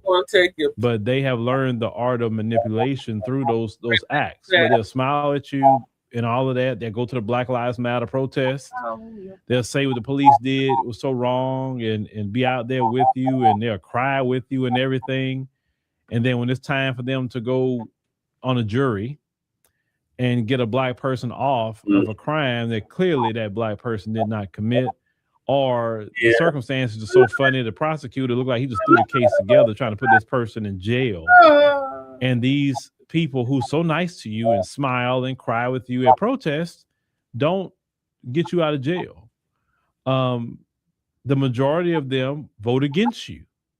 in elections. The majority of them smile in your face and don't want you to have reparations in the form of cash payments, but they'll smile in your face though. The majority of them don't care if you have voting rights or not. Now, they may not be the ones doing it, but they don't really care. They prefer you not to have voting rights. They prefer, see, you know, you have the mean Republicans that are going to do all the dirty work, and then you have the rest in the public. If their community really didn't support what the Republicans were doing, right, they would be out there screaming, yelling, going in as a whole, right? They want the status quo. They want that. And the status quo is you have no power. You know your place. You stay at the bottom. They don't like you, even though these black representatives have not done nothing concrete for black people. And they know this. They still have an issue with them just even being there. They don't like the optics of them just even being there. They don't like the optics of them being called state senator, state house person. They don't like them to be a mayor. They don't like them to be a police chief. They don't like black folks to be in a U.S. Congress. They don't like you being Senate. For sure, they don't want you being a president. Listen, Barack Obama is half white. He's half them. And they still did not like Barack Obama. Trump is raging right now. He was raging the other day about Barack Obama because he went to Canada and he was met with the prime minister, and Trump just went in a rage because Trump is so jealous of Barack Obama. I mean, I don't get why, but in a way I do get why, but he's jealous of him. He's jealous because Barack Obama can actually put sentences together. Barack Obama can speak coherently. Barack Obama got way more class than Trump has. You know, Trump's up here farting in front of people. Trump is cussing every 5 minutes. Yes, this man is farting in front of people. They've caught it on camera. This man is literally farting in meetings with everybody in cameras. He's farting. Jesus. I mean, like, how much low class can you be? Ain't got You know what I'm saying? He's so jealous of Barack Obama. So Barack Obama meets with the Prime Minister of Canada, and oh boy, he just loses it. He loses it. Nah, I don't know what he talked to the man about. I mean, he's a former president. He can go talk to whoever he want to go talk to. He's not representing the country, representing himself. You understand what I'm saying? Shoot, if Barack Obama can go holler at Canada and kind of ease some of the tensions a little bit, why not? I'm not saying he did that, but I'm saying, but let's say if he did do that, why not? You shouldn't have no tensions with your neighbors at the north. That's stupid. You shouldn't have no tensions with Mexico either. They're right on your border. It's kind of dumb. All right. Anyway, so when you look at Trump, Trump is really the best representation, actually, of what they like. Let's be honest with you. Trump is the representation of what America has always been. Yeah. And to have him on full display, he is America. I'm telling you, that man is truly America. Not Black America, but he's truly America. White America for sure. Think about it. He don't respect nobody. Has these people ever respected anybody? No. He tell you one thing, he believes in I'm white and I say so. Isn't that what they believe in? Yeah. He lies. He say one thing, he say another. He lies constantly. That's what these people be doing? Lying constantly? Yeah. He don't stick to anything that he says. He changed his mind like the wind. Yeah, he's having that kind of like, that's where they get down. Oh, exactly. I'm gonna go take the oil. Oh, I'm gonna take black people's property. I'm going to eminent domain their property. I'm going to do this. It's like always, I'm gonna take their property. I mean, like everything Trump do, I'm going to attack people that haven't attacked me. Haven't that been their history? Attacking black people that's never attacked them. Mm-hmm. Yep. Dropping a bomb on the in Philadelphia on the MOVE organization. Yeah. They didn't go attack them. Black Wall Street didn't attack them. All those black towns that were attacked by them. We never attacked them. Right. Never. So Trump is an embodiment of that. Complete embodiment. No class, Foul mouth. Yeah. Complete embodiment. Yeah. Right. He is. Lisa say Trump is way too nasty. I mean, but really, that's the representation that really of who these people really have been. Right. Donald Trump is not the problem. Donald Trump is the symptom. Yep. He's not the problem. He's not the problem. The majority of them believed in what he's doing. Yep, that's what and some of them still like what he's doing, even though the gas prices is very high right now, the food cost is very high, everything is high, but they believe in that. But here's the thing, when it comes to us as Black people, we got to stop being naive. And it's even worse when you are 30 plus, definitely 35 plus. Let me say at least 35 plus. Yeah. You're still naive to the situation, because by the time you're 35, you should have kind of starting to come into that wisdom a little bit by the time you're 35. That's just average. Yeah. Your early 30s, you can, but let's say 35. Yeah. 35 and up. And each year after 35, you should be getting more and more wise. Yep. You shouldn't be stuck at one age and be stuck there. You're getting older, but you're mentally stuck. You don't want to be mentally stuck. It is life and death, okay, for you, me, and the rest of the community to know and understand how anti-Black racism works, the nuances of it, the culture that you're living in and under, unfortunately, and how exactly we can defeat it and even move ahead at the same time. Now, they can take every district they want. Let them take it. I promise you, Black people will be just fine. Right. I promise you that we actually be even better. Yeah. You know why? Because when they push us in a corner, give me a second, y'all. Oh. Give me a second. Okay. Y'all let me go do something real quick, y'all. Unfortunately, I got something to do. Let me see if I can run something else real quick, and I'll be right back. If you haven't read the books Passive Aggressive Racism and 7 Steps to Decolonize the Mind, you're navigating a system you don't fully understand.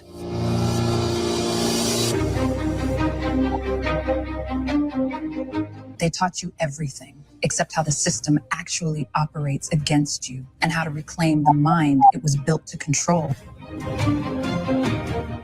You can't dismantle what you don't understand. You can't free a mind you never examine it. Passive Aggressive Racism and 7 Steps to Decolonize the Mind. Get both books on Amazon today.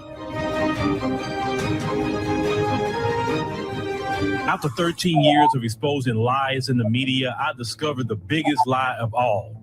They want you to think racism is random, accidental, just bad people doing bad things.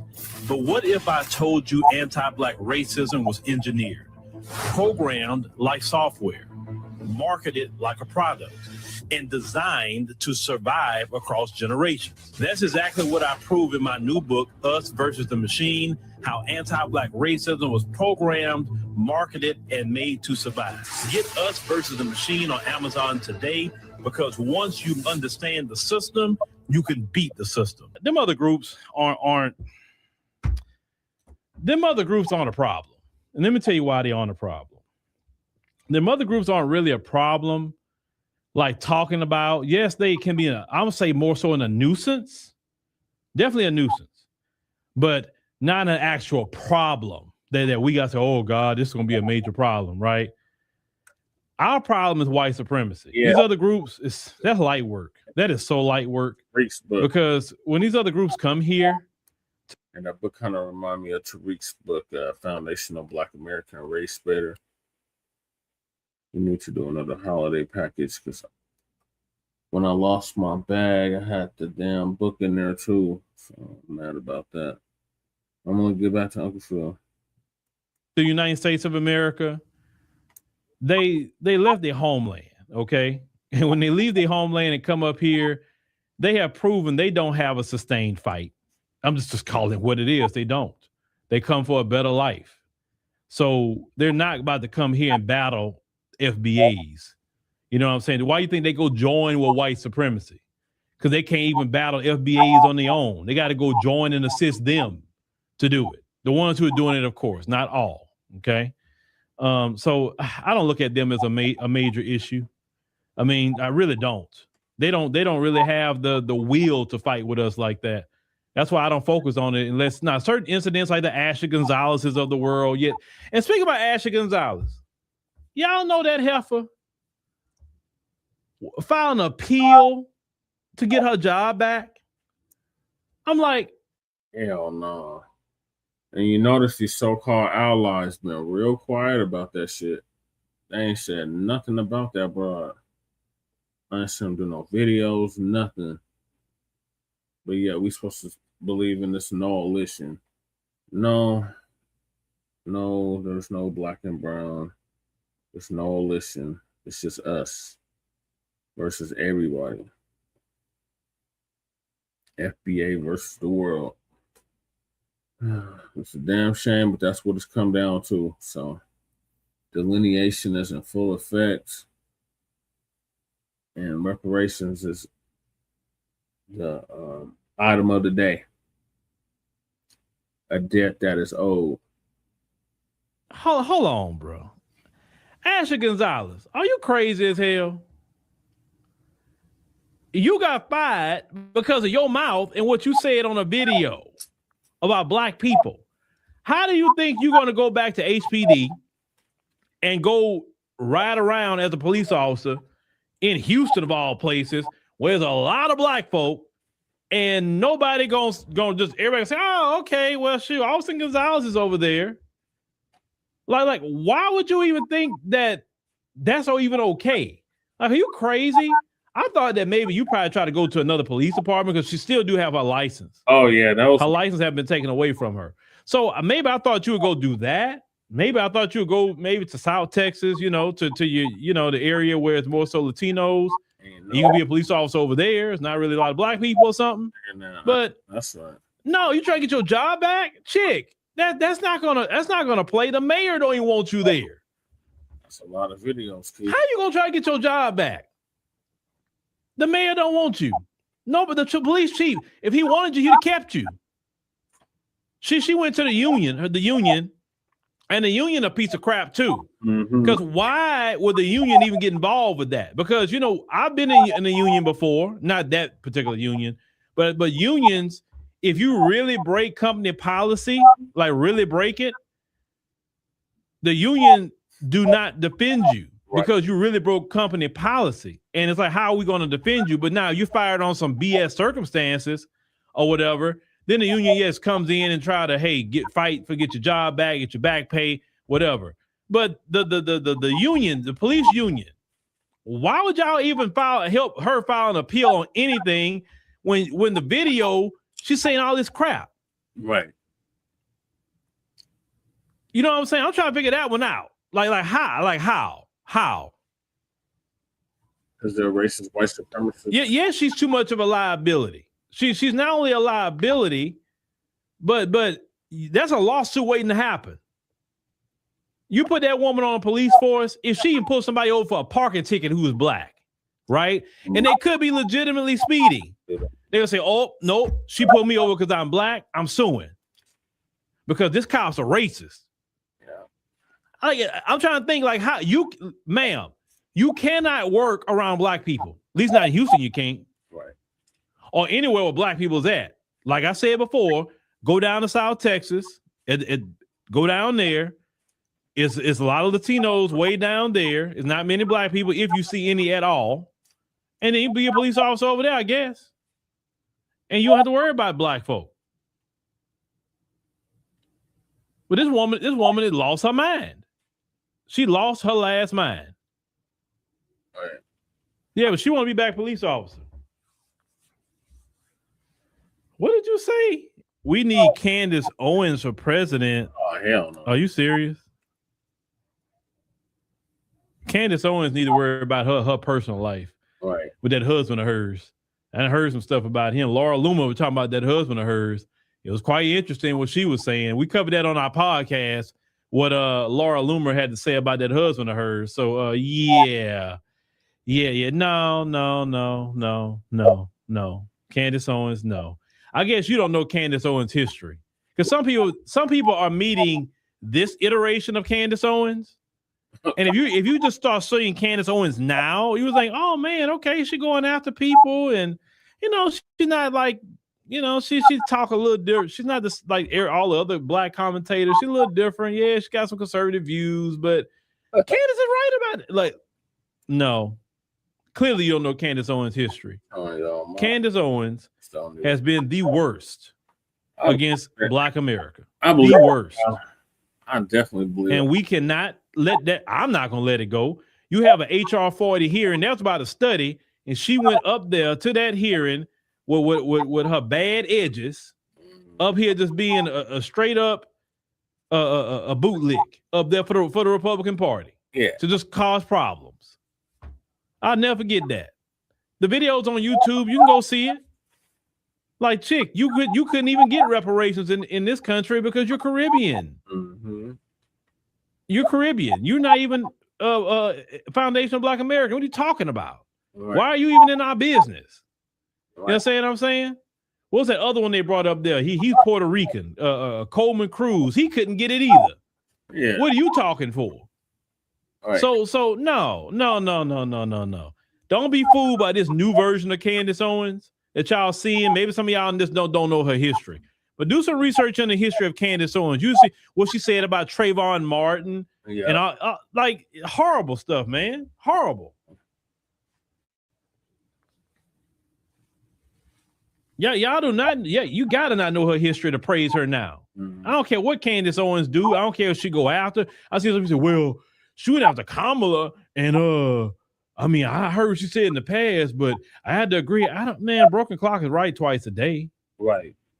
I don't care what she did about Kamala. So don't care.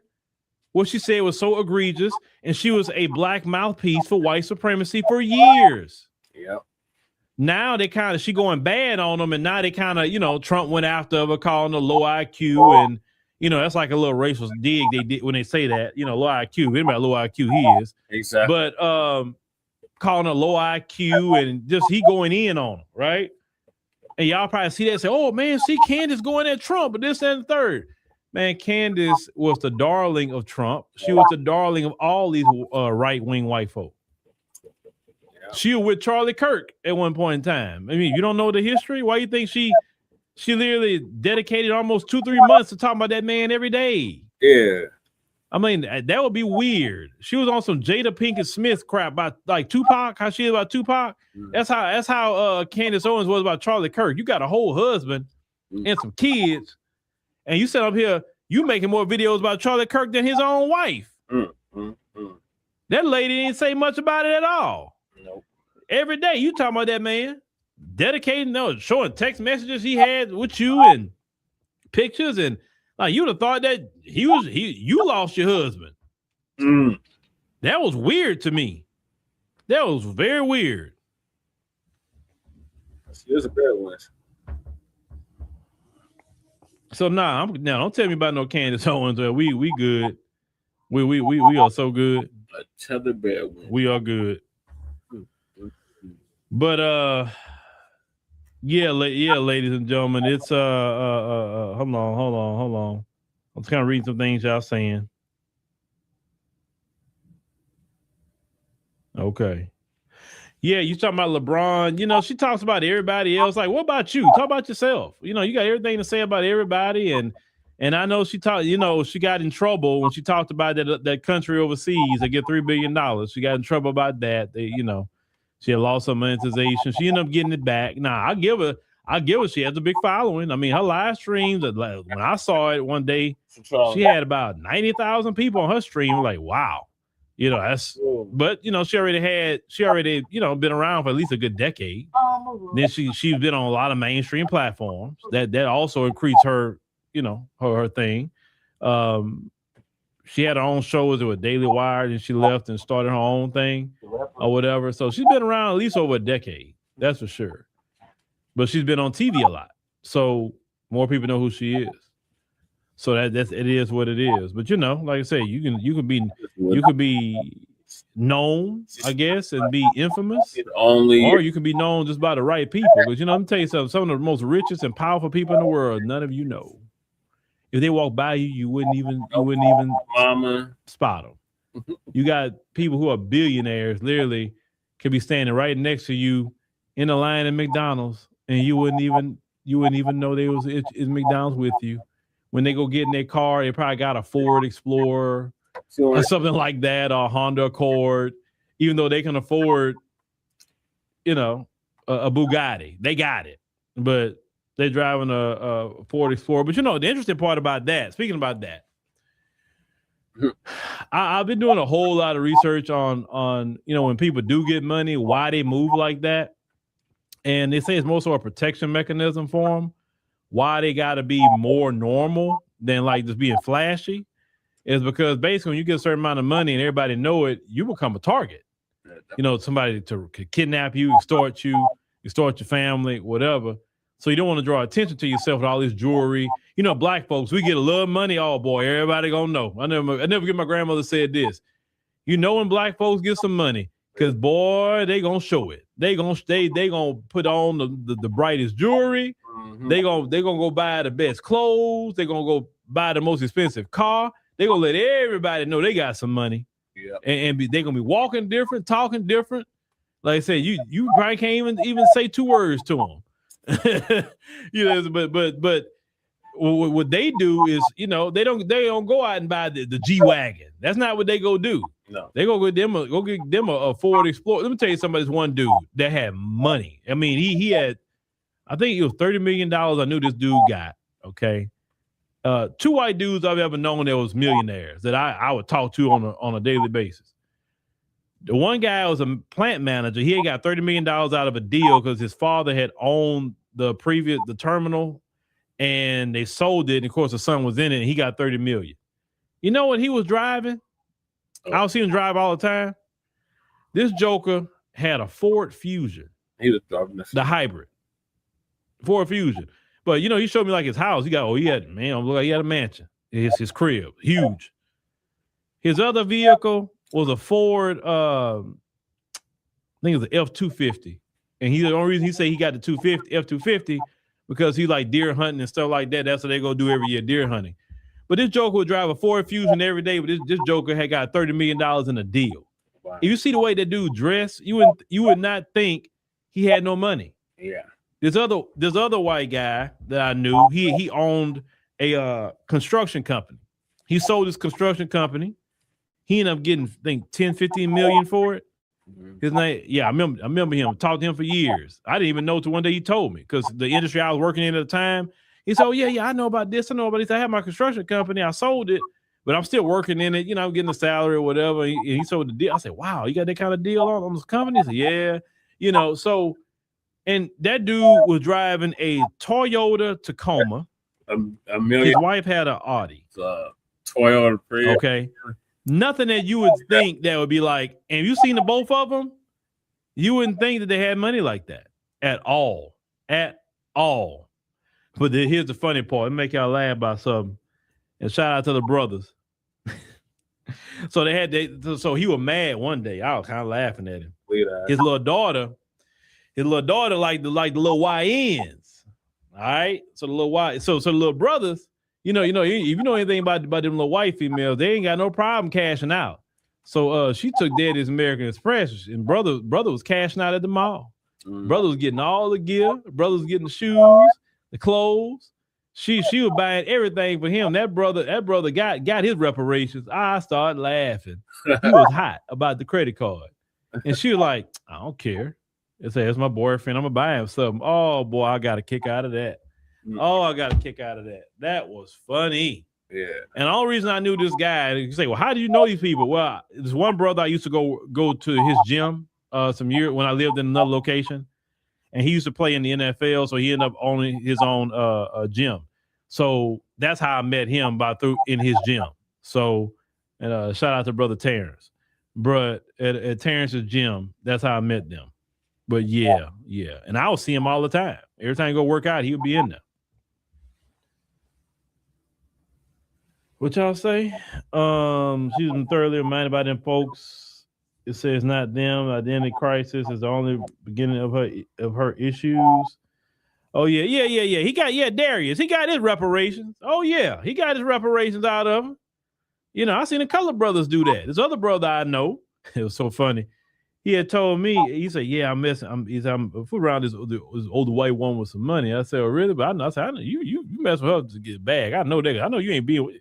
He said, "Exactly." He said he made me laugh. He's the first one that told me this. I'm getting my reparations. He said, matter of fact, we work together. He said, "Watch, she gonna come up here. I'm gonna get 5 stacks and I'm gonna come show you." I said, "You lying?" He like, "Nah, watch." Old girl came up there. He chopping it up. He like, "Look, I told you." I say, "Well, shoot, man. Then borrow $5. I'm laughing at when I'm saying that, of course. Yeah. He said, "Yeah, I'll make them cash out." He said, if I'm a fool with them, that's before he got married and all that. He said, if I fool with them, they cashing out. Right. I ain't gonna fool with none of them. He said, I don't fool with no broke woman. They gotta cash out. I was like, hey, brother, if you're gonna do it, make them pay their reparations. Right. So I say you brothers be sitting up here cashing out to these little white women. No, make them cash out. They got it. They got it. Yeah, they definitely. So if you're gonna do it. But anyway, thank y'all for listening. This has been a very interrupting stream for me tonight. It is. So I'll see how I chop this one up a little later. But thank y'all for listening, and make sure you check out the Sherrick on AfroWire AI. And make sure y'all check out Frontline Black News. Make sure y'all like and subscribe. Yeah, y'all keep on crying all you want, Democrats. It's not gonna change the fact that we're not getting our booties to the polls, and we're not getting our souls to the polls. Because FBAs don't cry, we fight. And FBAs call out the hypocrisy from politicians and immigrants. So that's the next topic. I think it's our brother Water God out of Florida. Shout out to Water God. He's gonna give us an update on that. Excuse me.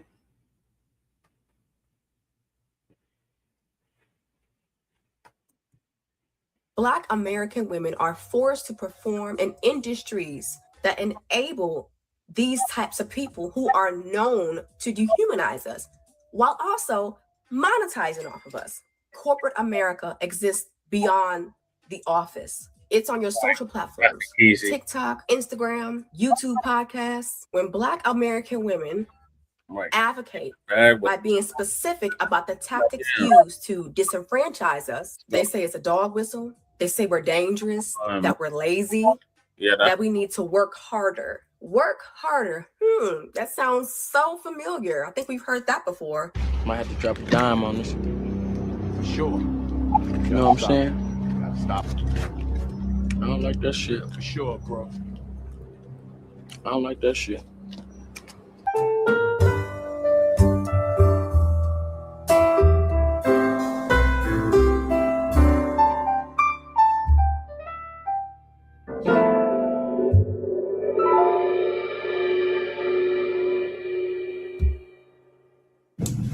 All right, y'all, we back with another video. Y'all know how we do. Always pushing health, wealth, and a better understanding of self. So check this out. I've been watching a lot of content recently about FBA. People are mad at FBA for being xenophobic and for always talking about Black people, and they're calling us anti-Black. Let me explain to y'all why this is very important for them to say this, because we just seen Kevin Hart and Cat Williams just, ended their differences, right? And they cooled them, right? But you see on my channel, I'm always calling out the organizations, the people that's using Black, and they use Black people, and it's always used to undermine our progress. Okay, so I can see how they don't want us to be exposing their Black agents, because they want to use Black people. If you see how the Democratic Party do, they always point at Trump, white people. So if we kind of can control our own people, I think it's going to be hard for them to run their narratives on us. So that's why they coming out with this now. I seen some people on Twitter. I ain't even gonna put that video up. I got some other clips and I'm gonna show y'all. But there's people that are saying that, okay, just because we're calling out Black people, we're anti-Black.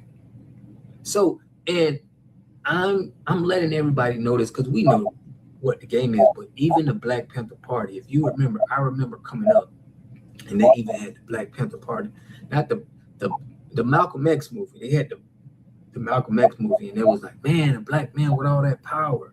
But I remember people used to say the Black Panthers was like the same thing as the KKK, just Black people. I remember that discrediting going on. So we're seeing the same thing now. It's just like a social discrediting of what we doing. Because here we're just trying to protect our resources, our name, image, and likeness from people that are using it in their best interest. So I'm not worried about people saying, hey man, you only talk about Black, because that's what we're trying to straighten. That's what we're trying to correct. We got to clean our house before we start pointing at anybody else. But I appreciate everybody who's been supportive of the channel, man, donating. Shout out to my boy Ames Well, Call Dog, Y'all Rules, Queen G, everybody who's been holding it down. Shabazz has been supporting me for years. My mom, salute to all the moms, has been supporting being here, man. I love and appreciate y'all. I don't know what I would be. Shout out to Mama Lisa holding us down. But check out these clips, man. Make sure y'all subscribe to the channel. I'm gonna give y'all some more commentary. Let's get it.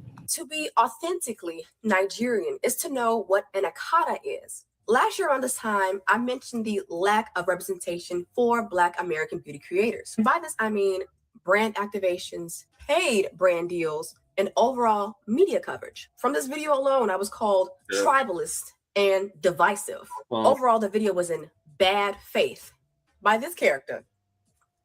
I think it's so ironic. She publicly celebrated on her beauty blog Nigerian Independence Day through a authentication list that explicitly referenced Black Americans through a racial slur on her public beauty blog in 2012. The media calls her the voice for Black women, the one calling out the brands for inclusivity. Through her words, she's claiming it to be part of the authentic Nigerian identity. If you're wondering, she was about 25 years old at the time and had over 70,000 subscribers on YouTube. Just to give you a little background on what was happening around that time. Black American women are forced to perform in industries that enable these types of people who are known to dehumanize us while also monetizing off of us. Corporate America exists beyond the office. It's on your social platforms, TikTok, Instagram, YouTube podcasts. When Black American women advocate by being specific about the tactics used to disenfranchise us, they say it's a dog whistle. They say we're dangerous, that we're lazy, that we need to work harder. Work harder. That sounds so familiar. I think we've heard that before. Oh, and don't be fooled. They aren't operating alone. Black Center magazines enable them. We don't get to speak. We are not represented. Our stories are used and occupied by people who have never identified or represented themselves as Black American. I'm being one of the same people that's asked to do something. It's the same vibe. It's starting to be the same Black girls at these events. But the fact that the 5 people that are constantly chosen are predominantly West African is almost always left out. That specific detail is never mentioned, and it's on purpose. It's rarely ever Black American women in these rooms. She said, I'm proud of the community we built. We opened the doors for each other, and I know now she means that quite literally. Here are some more authentic Nigerian examples. You know you're Nigerian if your family owns a shop that mainly caters to foreigners. That sounds about right. If you are friends with someone just because they're Nigerian, you know you're Nigerian if you bond with people more from other African countries. For example, Ghana, Sierra Leone, Gambia, and Eritrea. Are we surprised? Don't be shocked. Don't be shocked. Here's my favorite. If your parents or relatives have ever disliked someone because of the simple fact that they were Akata. So as you can see, through this industry standard and practice, institutions have filled their diversity quotas with the same reoccurring small group of West Africans and Caribbeans diasporic creators, all while Black American creators are systemically excluded from the same opportunities. We just don't get those. I guess they're all booked. And when we do speak up about things, we get emails like this. In bold, my Black American activism cadence is troublesome. Thanks, Deborah. Yeah, so when I say it's systemic, here it is in bold writing. Black American activism is a problem. Flat Blackness is celebrated and duplicated many, many, many times. 2026 is the age of disclosure. Somebody has to be honest about what's going on in this industry. This isn't about consistency. It's not about creativity, engagement, or talent. Working harder doesn't matter when the board is rigged in someone else's favor. Who are you talking about? I'm talking about people who are descendants of formerly enslaved people. Okay. Right? And so when you say Black, who are you talking about? I'm talking about all of The us diaspora? who are the diaspora. Interesting. I'm Black. I'm also American. I'm Black American. Okay. But my ancestors were not enslaved, right? So that's really important because I'm a benefactor as an immigrant coming here to benefit from all the hard work that African Americans and everything they have fought, so that I could even be able to go to schools like Princeton, right? Like, thank you for saying that. They were the first. And no, it's really important to say that. It is. You know, and I think if people are like, they have to recognize that African Americans are not immigrants, right? Right.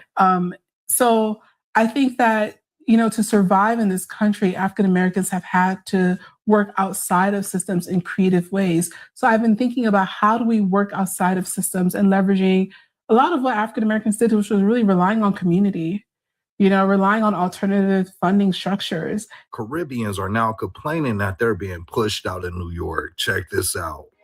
I'm not even gonna hold you. The shit that they doing to New York is giving Tulsa without the massacre. They're literally closing our shops and putting our shops out of business so that they can open their shops. They're literally pushing people to sell their houses, trying to offer them big money that these people never seen before in their life, only to demolish the house and build this ugly gray rectangle-shaped pixie world looking building. And then they move into that building. Mind you, the people in the community can't even afford to live there. Now, only for them to complain about the environment that nobody invited them to move into. Now, everyone in the community is starting to become affected by these people moving. The way I look at it, it's literally like a virus. And they're slowly destroying the culture that we've built here in New York City. Why did she say Tulsa? Like, is there anything in Trinidad equivalent to Tulsa, Oklahoma? I don't think so. But anyway, yeah, she's stating that they're being pushed out. But I'm trying to understand because they said that they're buying you out, right? They're offering you money for your homes, and then they're building these building structures. You could say no, like what did Cat Williams say? You could tell Diddy no, like you could tell them no, but they probably never seen this much money in their life. Like this is like a lifetime infinite supply of plantains. But yeah, Zoran ran this whole campaign on immigrants first. He didn't mention any Americans, white Americans, Black Americans, no Americans. He said this country was built on immigrants, and this is who he's pandering to. So this is who y'all voted in, and no one said anything about Black Americans when Black Americans were being pushed out of New York City. But yeah, Caribbeans are victims now. They're the victims. All right, so y'all see how we just pointing out the hypocrisy, what's going on with people coming to this country, taking our resources, and it's just going deep. The more we keep researching and studying this, the more and more we finding out. Shout out to the sister, man, who, you know, found out what they was doing as far as the Akata, the term that they're using on us. Ain't nobody say that, but they so butthurt about the word tether. But we know on their sites and how they speak to each other, you know, y'all say these names to each other. But our point is, it's a real agenda out here to discredit what we're doing. And we just want truth. And I'm seeing it on X. A lot of people are just speaking on X. And they just saying how we're just so, it's kind of, it reminds me of how they tried to do the Black Panther Party. You know, I used to hear people talk about the Black Panther Party and be like, yo, this is like the KKK. And it's like, this is the same thing what we're going through with our FBA movement, but we seeing it time and time again. So y'all check out my video I did on FBA waking up, where it was a story about, it was a brother saying how he found out how it is actually organizations to help Black immigrants specifically, okay? And it's just like what this lady said, they're going in depth of not using their lineage in certain situations and kind of trying to use our lineage. So that's what we calling out. That's what we doing on this page and pretty much all of the all of the grassroots pages. But make sure y'all subscribe to the channel, hit that like button, push me on the algorithm, and support independent media, because the only way we can fight narratives is we have a strong enough media presence out here, because a lot of people are gonna get left out because they're going so hard, and we still killing them. Okay, with the points, just with the realness. Anytime you hear these people speak and they have to, discredit us, just they not selling the people like we are, in my opinion. We bringing facts and stats. So I definitely want to know what y'all think about this in the comment section. We do go live. I want y'all to tap into the live, because on live is where I was supposed to go yesterday. I didn't go yesterday. We're trying to fix some technical difficulties. I know I got a bug or something on my internet network or something, okay? Because I'm freezing, I'm freezing up. It's like shutting. There's a lot going on, but we're going to keep pushing. We're not going to let nothing stop us from our progression. So salute to everybody who's been supporting the channel, man. Everybody who's been, hitting that like button, sharing, posting me on Twitter, man. I love and appreciate y'all. We got more videos dropping, all of them coming. I catch y'all in the video. Make sure y'all leave me a comment with how y'all feel. Peace and love. A community must have three things to have a community in it. You must have a wholly independent economic structure that can provide goods, service, products, and things for your own people, and jobs and tax bases for your own people. You should at least control 4 basic things. You should be trying to control water, food, medicine, and energy to be able to survive and compete. Here we got Mr. Pollock. He had a cornfield. He took advantage of a free water test from us, and this is what we found in this water. We found sulfur, we found hardness, and we solved these problems with an easy fix of 2 tanks. So get your free water test today. Stay blessed. Click the link below.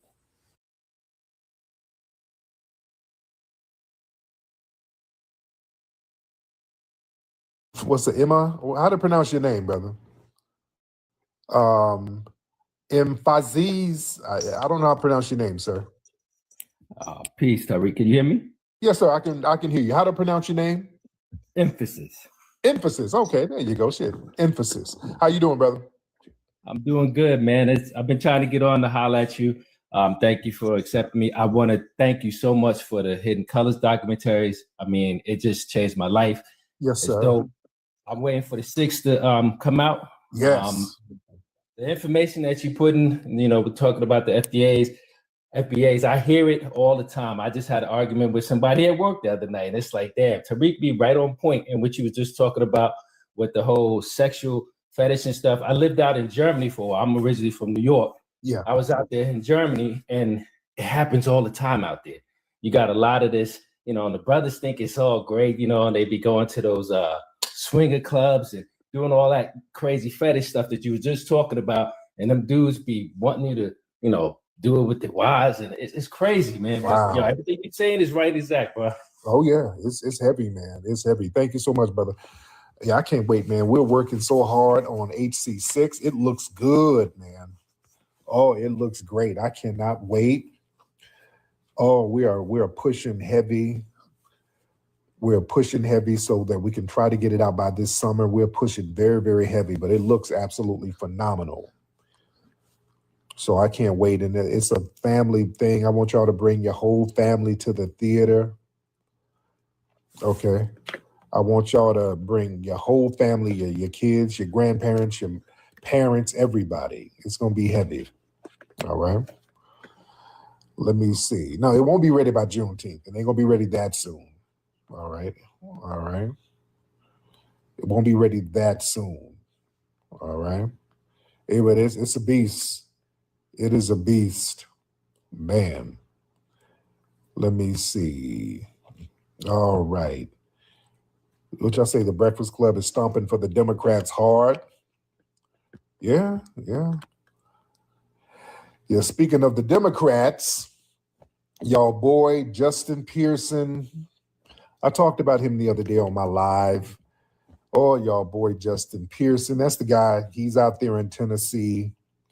You know, Justin Pearson, he was doing that over-the-top praise dancing. He was doing all that fake preacher stuff at some graduation.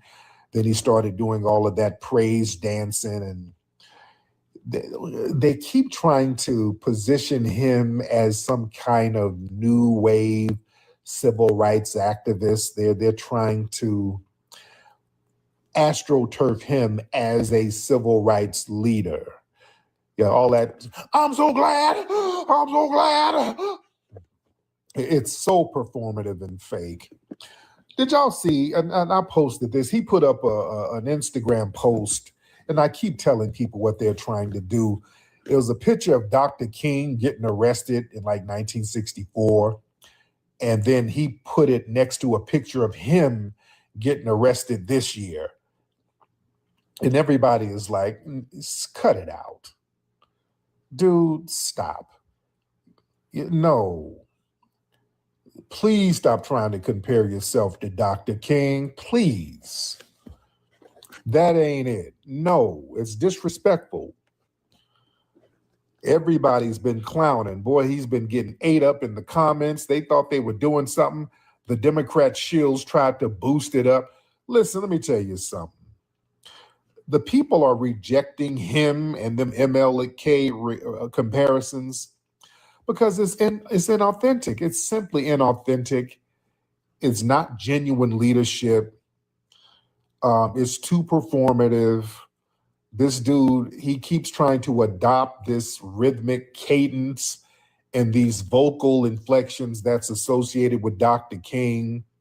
And it's clearly an artificial attempt to try to borrow the gravitas of our historic titan. And he needs to lead with his own voice. We know what he sounds like. He sounds like Urkel when he talks. His real voice is Urkel. You know?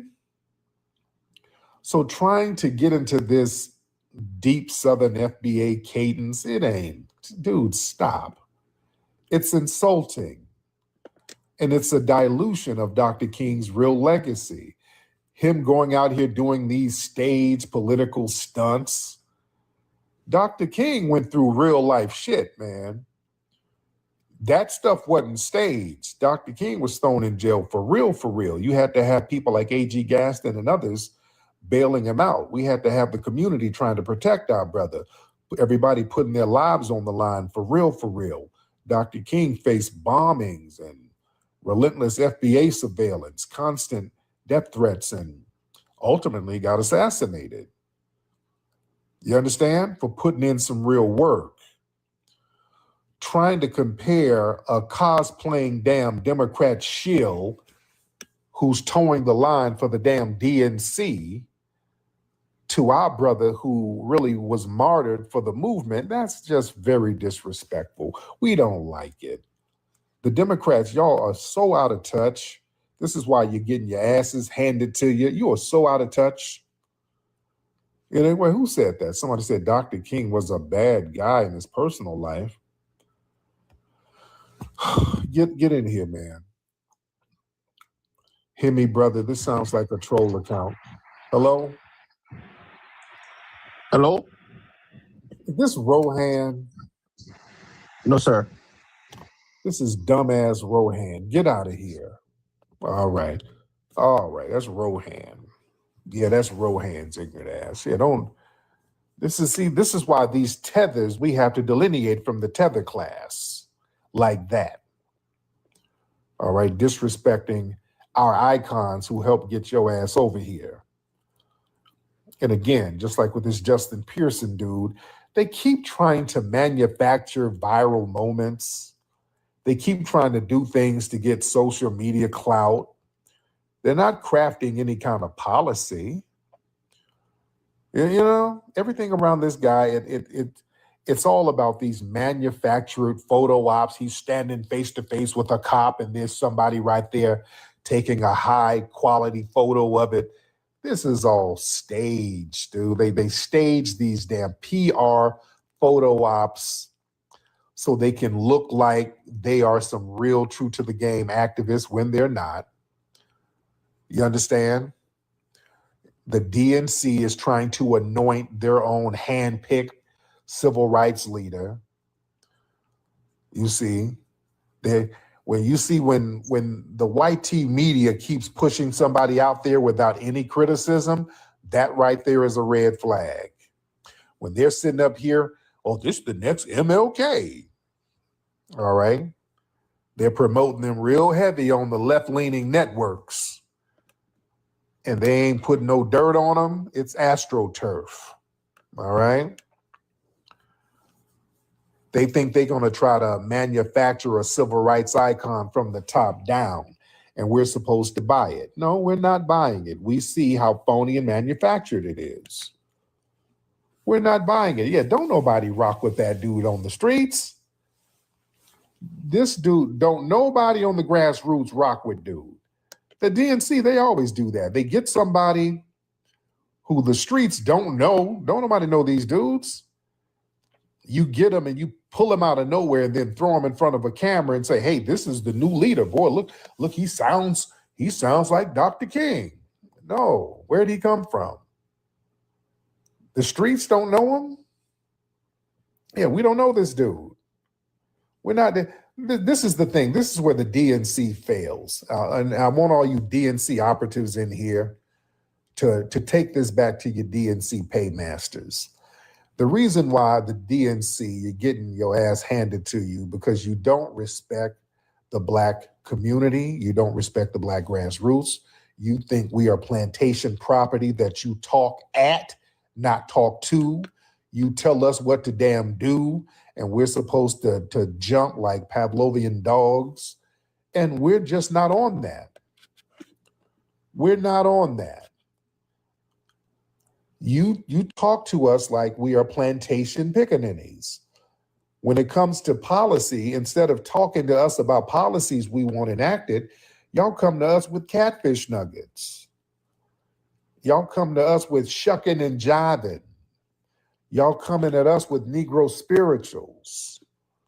And when we start talking about policy, y'all tell us, well, damn it, we're being divisive. How dare you talk about policies when Project 2025 is coming?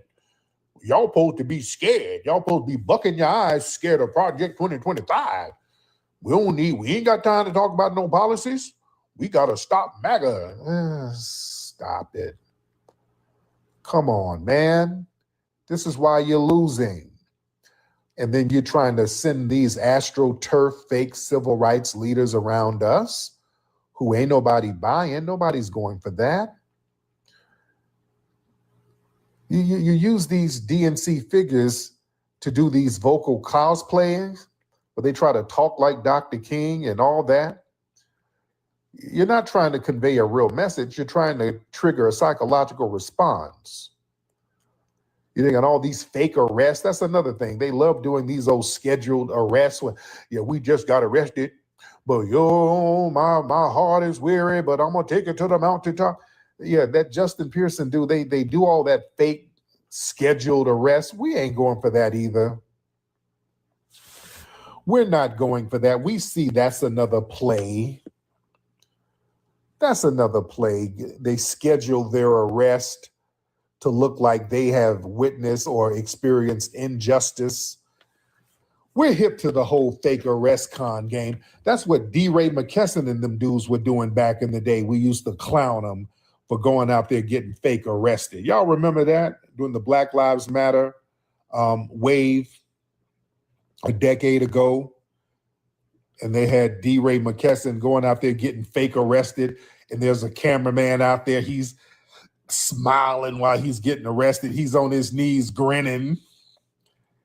Remember that fake arrest? They were down there in Louisiana somewhere. There was a protest, and then the cops ran up on them, and the cops acting was all bad. It was a black cop, and the black cop was sounding like some 70s jive turkey, blaxploitation movie jargon. Like, oh, come on now. Don't you fight me. Come on now. Put your hand behind your back. Hear me? Don't fight now. Don't you fight me, jive sucker. And D-Ray up there, I'm getting arrested, y'all. They getting me. They finna get me. I'm like, if they don't stop, I'm getting arrested, y'all. No justice, no peace. It was the most punktified ass arrest ever, and his ass is up here tweeting from jail. They tried to give him, because they tried to make him a little Martin Luther King thing too.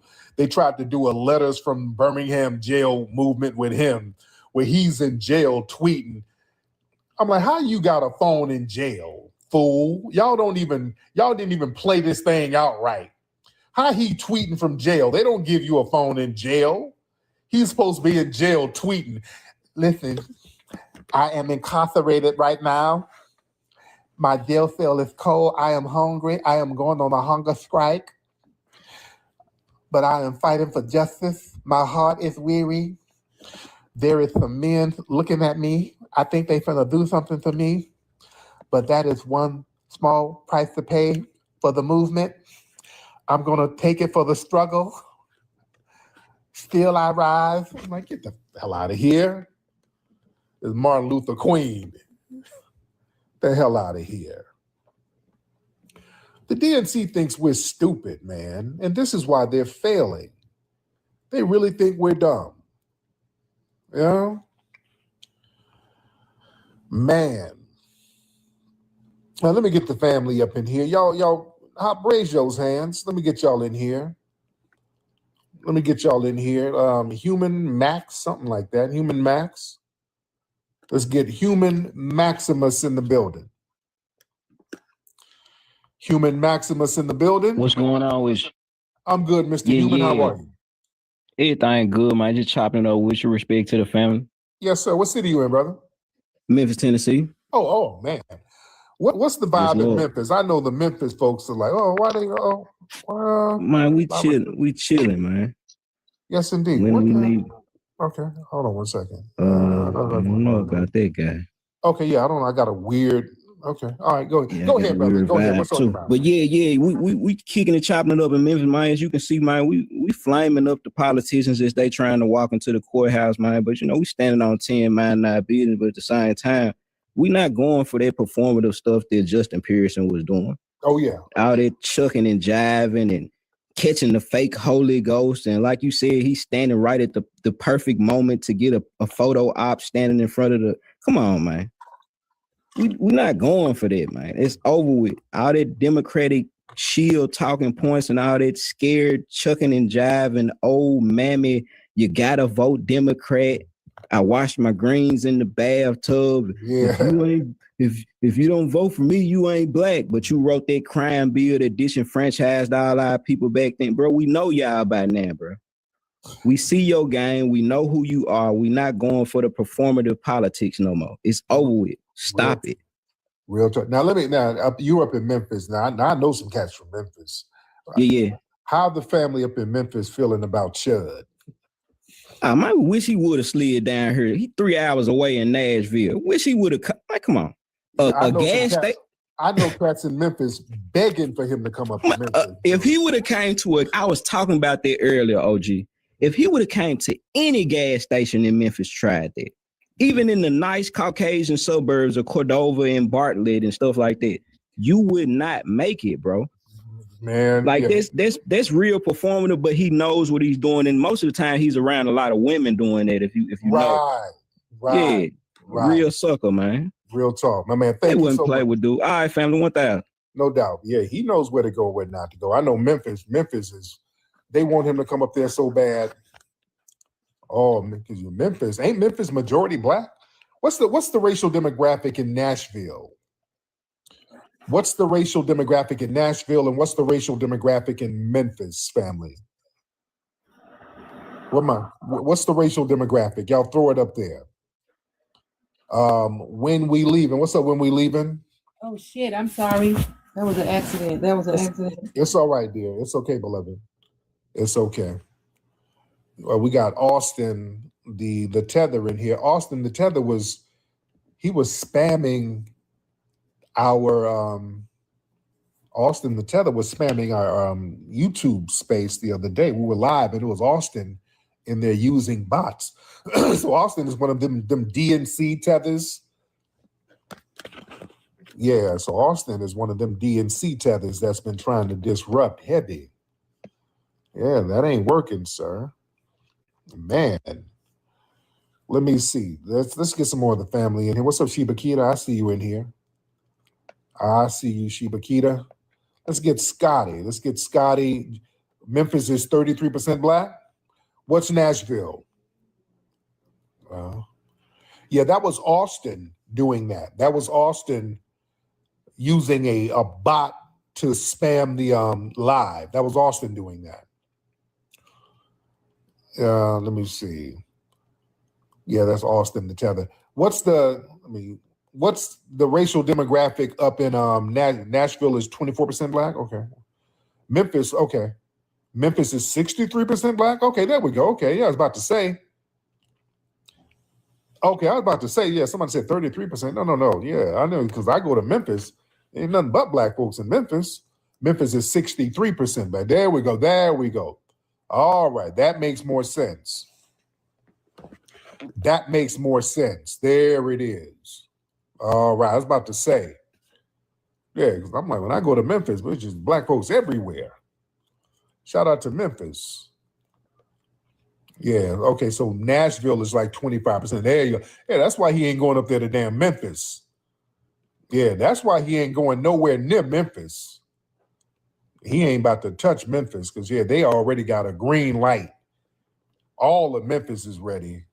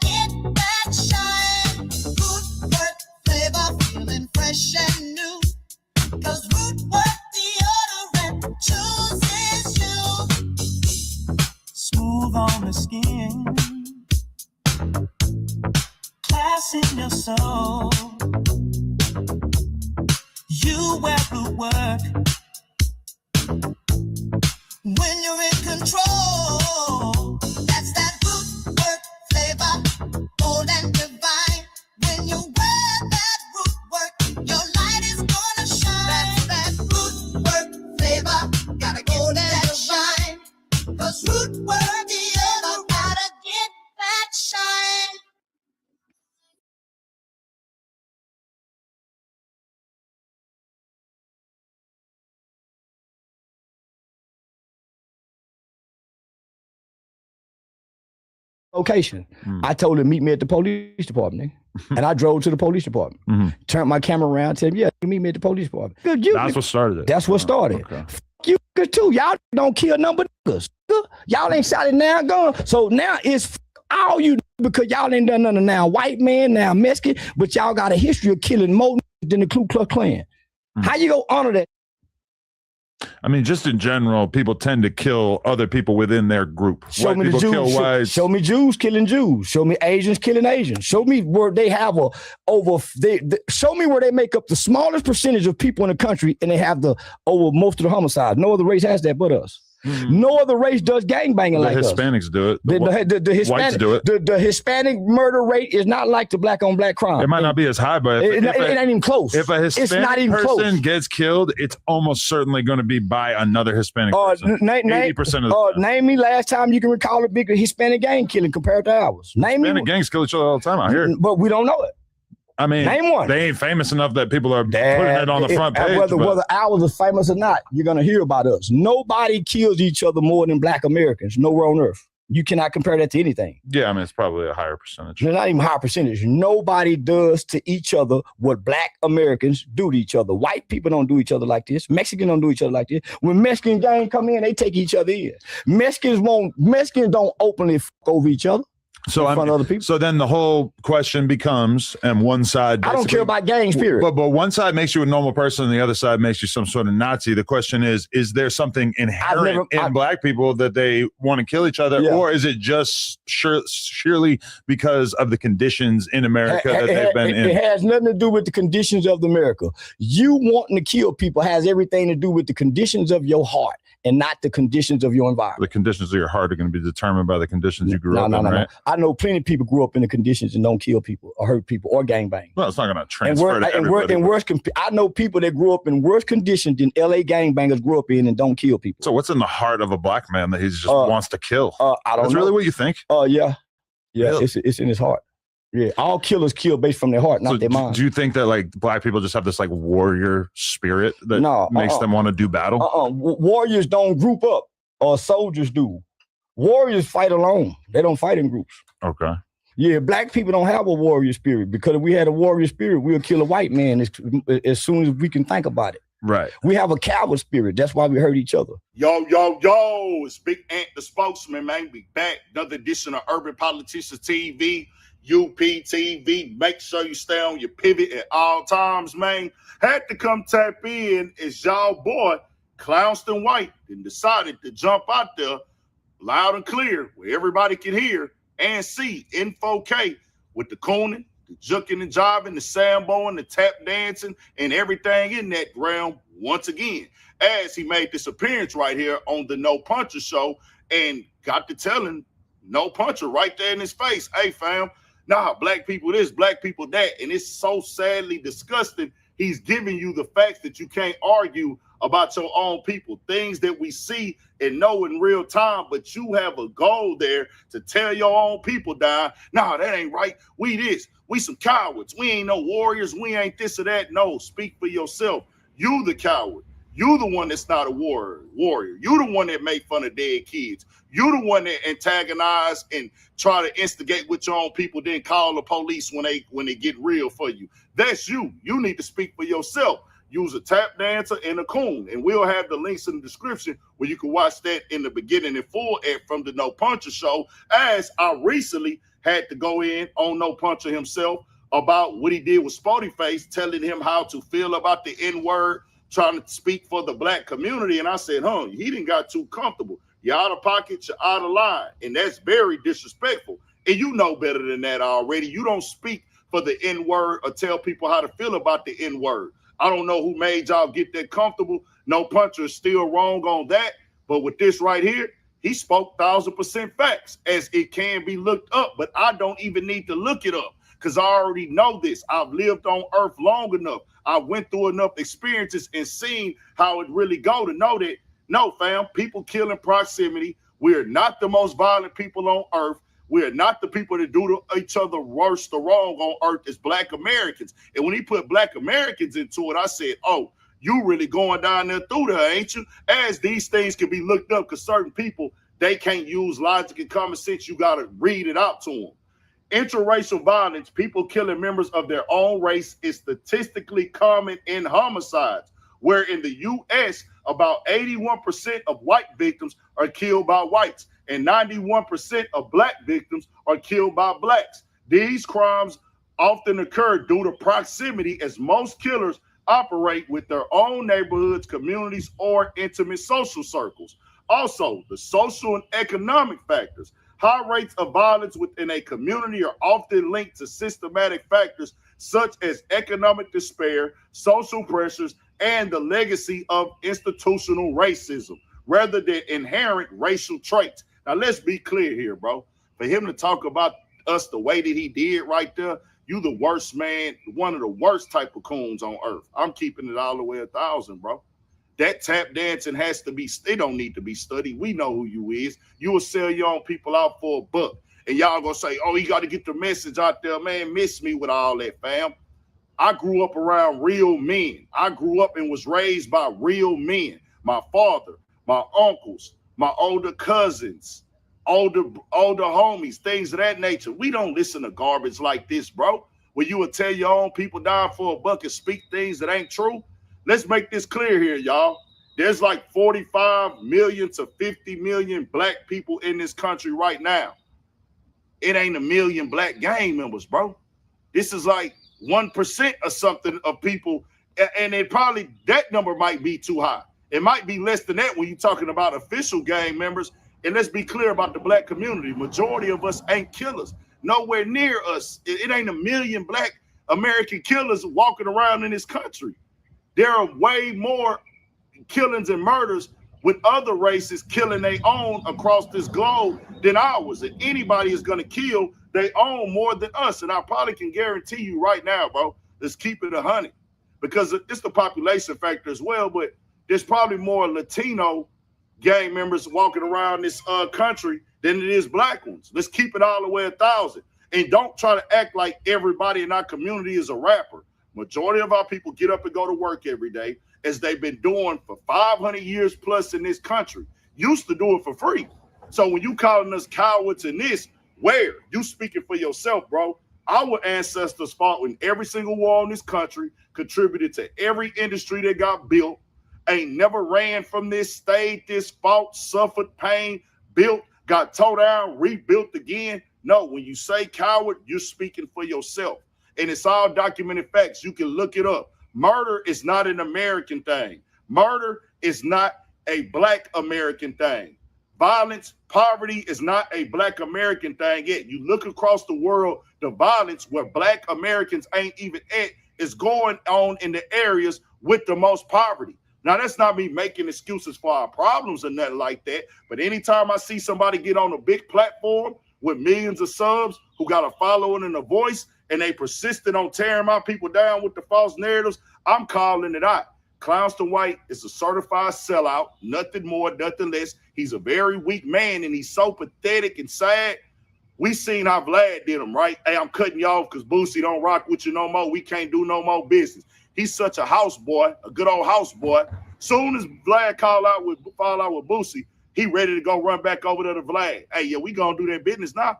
Fam, if you told me that, hey, fam, don't call me when you find out they treating you like a little female broad.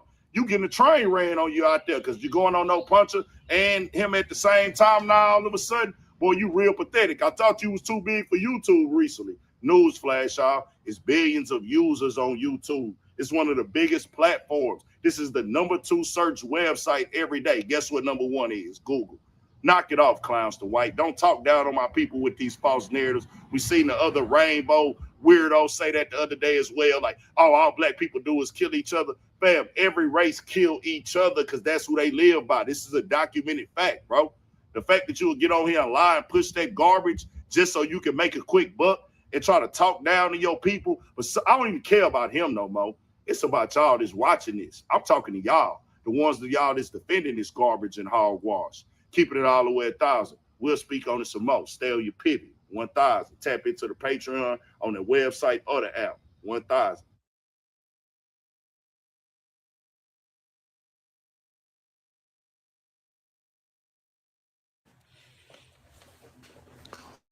And I see, you see, it got the dogs off their ass, right? It got Lulu and Honey off of it. They're trying to get in the house. The woman to wash that skunk smell. You better go out there to eat some grass. You ain't coming up in here. Damn. God. Okay. I'm sorry. Y'all bear with me. Okay. They smell horrible. Okay. I gotta find a way to get these skunks from coming in my damn yard, man. See, the skunk was a tether. No, that's messed up. I really got to stop these skunks from coming in my damn yard, man. Yeah, I know Lulu out there looking pitiful. Man, all right. Damn. Okay, hold on. I'm about to put on a fan. Hold on 1 second, man, because this shit. Because this coming all in the crib. It's like fumigating the crib. All right. All right. It's all in my damn mouth. Shit. All right, let me get some more folks in here. Let me talk to the family while I'm inundated with skunk scent. Okay, let's get User somebody. User, you've been saying stuff in the chat room. Hop on in, Mr. User. Let's get Paradelic. What's up, man? How you doing, brother? Pretty good. I've been watching you for a while, man. I fuck with your content. I'm from Georgia Foundational. Okay, what part of Georgia are you from? I'm from South Georgia, a little city called Valdosta. Okay, I know about Valdosta. I know about that. What's going on with you, brother? Man, I really just wanted to get on here and say I like your content. I like the movement. Yes, sir. We need more people who think like you in the Black American community. Yes, sir. I get nothing but respect for that, man. I appreciate that. Brother User, what's up, User? Somebody. You got a bunch of numbers here. Mr. User, somebody?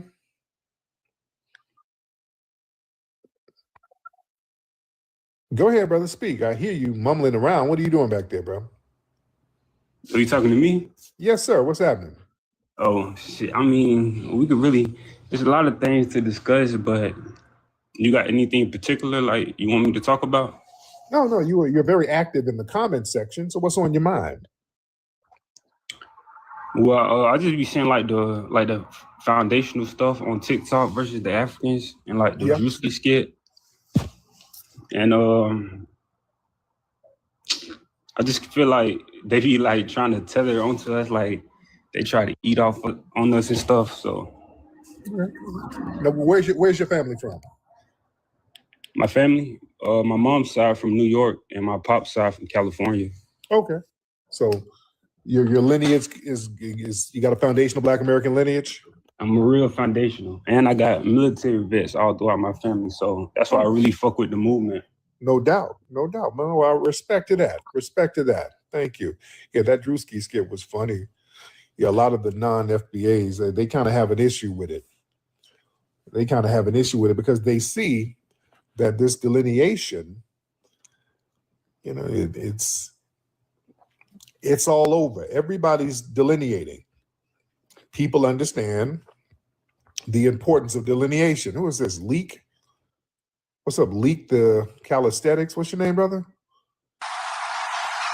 It's Leak. Malik. Leak What's the up, one Leak? Calisthenics. What's going on with you, brother? I'm good, I just man. What had city you in, Leak? I'm in Flint, Michigan right now, my brother. You know, we from Flint, Michigan.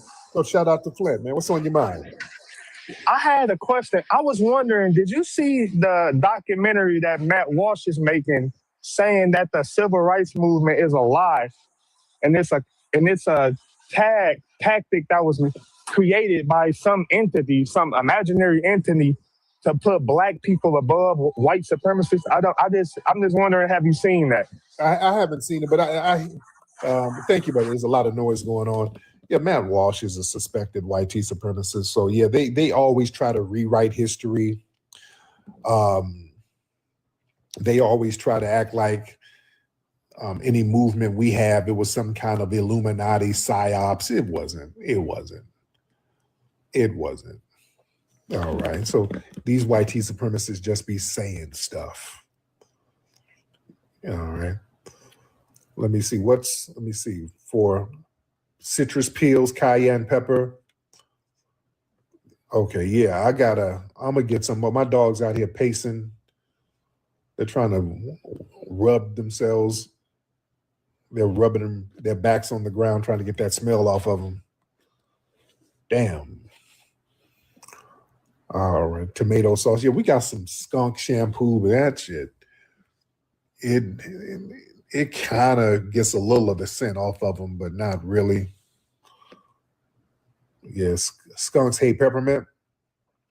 All right. I know my lady gonna be coming down because I know she smell it upstairs. Tomato sauce works. All right. Tomato paste. I might have to get that. Do not use tomatoes. Okay, Miss Hershey said don't use tomato. Use vinegar. Excuse me. No, okay. I know my lady about to come down. Damn, they smell horrible. It's tomato juice. Tomato. Somebody said tomato. Somebody said pork and bean juice. Hell no. Hell no. Yeah, dish soap don't work. Hell no, that don't do shit. Oh, look, here my lady come. You heard her? That's my lady. Hold on. I knew she was coming. What is it? You know what it is. Why is that? I know it's strong as shit. I know. Where are they? They're out there. They're out there. I ain't let their ass in. You put them in the gate? No, they're outside. I'm not letting them in. They're not in here. This is no. The skunk must have hit them right outside the window. Why are you leaving outside so long all the time? Do you not learn? Shit. This is probably almost everyday occurrence. Man. That shit smells horrible. She looks like she sprayed. They're sprayed. Their face is white. Their face is white? How white? Hold on. Yeah, that skunk lit their asses up. Like, I heard them scramble. Why do you look at me and I told you to get in my cage? Hold on. They shouldn't be outside. Oh, damn. What It's kind of white. Okay. You need to go out there and put them in that cage out there. I mean, the skunk probably left now. Shit. No, I'm not. Ah, damn. Oh, Man. Y'all don't understand. It smells horrible in my house right now. It smells absolutely horrible in here. How the neighbors gonna complain about me? I didn't bring the skunk. You leave the dog out every night and they're gonna stink. Man. Yeah, they looking like, save me, daddy. I'm like, no. Stay your ass outside. Huh? I didn't open the door. I didn't open the front door because I was going to see if the skunk was in the front. I was trying to see because the skunk didn't. Yeah, I know it smells horrible in here. Should we light an incense in here?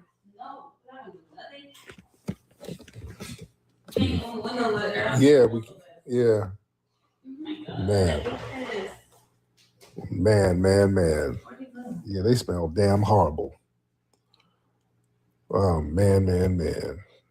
All right. Let me see. I know. I just washed their asses, and they just got the last skunk smell off of them from weeks ago. Holy shit. You know how much money it costs to get them to skunk out of the pet? Yeah, I know. It's like $200. Shit. Man. All right. Let me see. Can't sleep with the smell. Let me see. Let me get some more folks in here. Let me see who we got. You guys are fucking idiots. My dogs, they're crazy as cat shit. Yeah, crazy as damn cats. They'll attack any damn thing. They don't give a damn. Man. Why is there always something back there? I know. I got to get something to capture their asses or repel them. Man. Is TJ gonna wake up? I know. Somebody said, what smells worse, a skunk or a musty tether? That's fucked up. No. Who the hell said that? Who the hell said that? That's disrespectful. All right. He said Tariq acting like it ain't my fault. My wife blamed me for every goddamn thing. My wife blamed me for everything. If a coyote's outside, I get blamed. She blamed every damn thing. I told you to get a cage for me, but it's outside. Ain't there a cage out there? There's a cage. Oh, I mean like a running cage shit. That's enclosed. Oh, Lord. The skunks there every night, or a raccoon or a possum. Man. Oh, Lord. We got wild kingdom at my damn house. We be having possums and shit. Possums, skunks, raccoons be jumping up at the window. Oh, the owls and the remember that huge owls? Yeah, we got a big vulture, remember? Yeah. Yeah, we get big birds be taking our garbage out the damn trash can and throwing it in the front yard. And so we be looking like Sanford and Son over here. So we get these big ass birds throwing our Popeyes. It's so niggerish. It's niggerish as hell. We got Popeyes chicken boxes all in the front. They're like, oh God, that goddamn Tariq. Oh, that goddamn black ass Tariq. I know they be calling the homeowners association on my ass. There's fucking Popeyes chicken all over the fucking place. We told you we needed gentrification.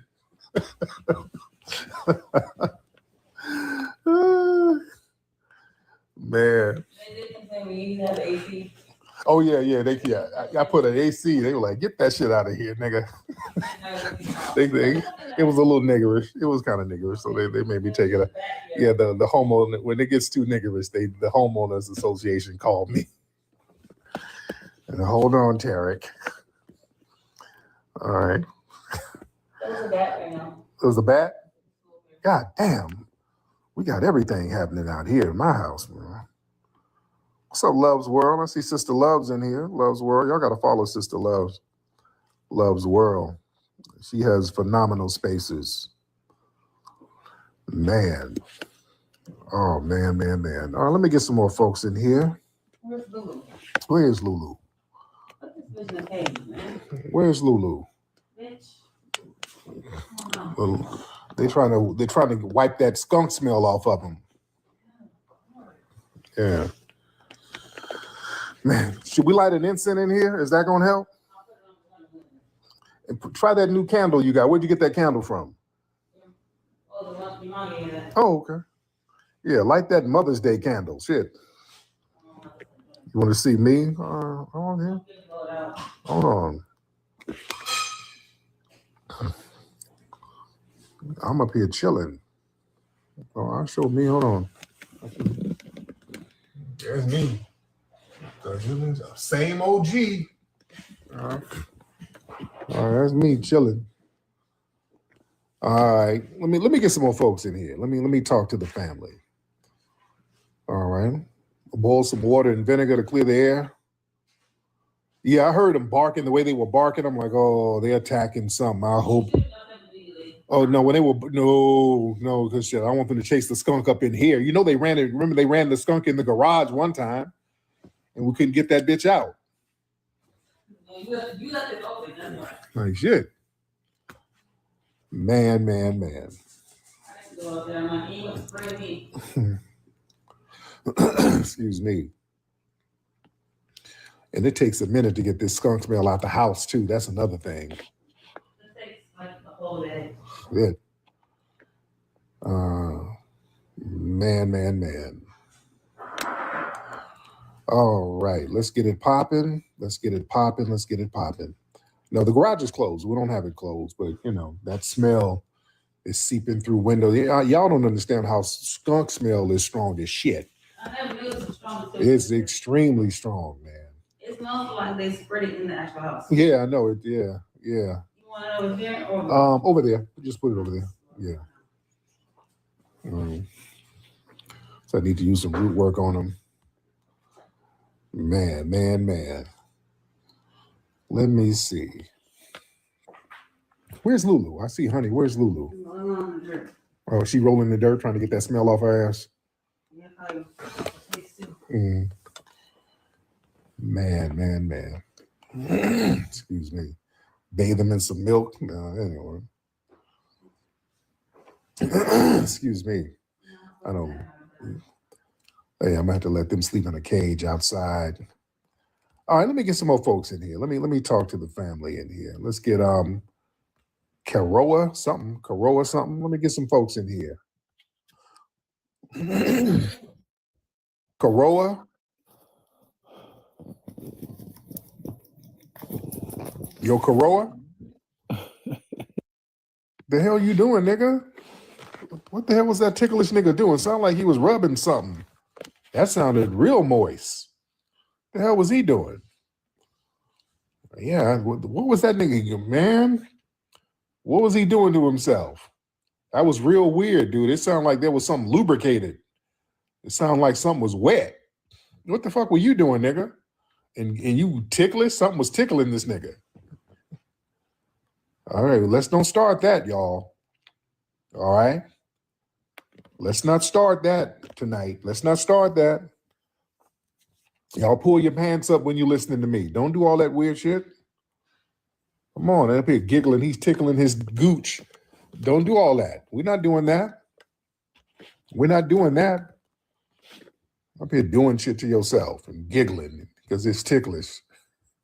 The hell wrong with you?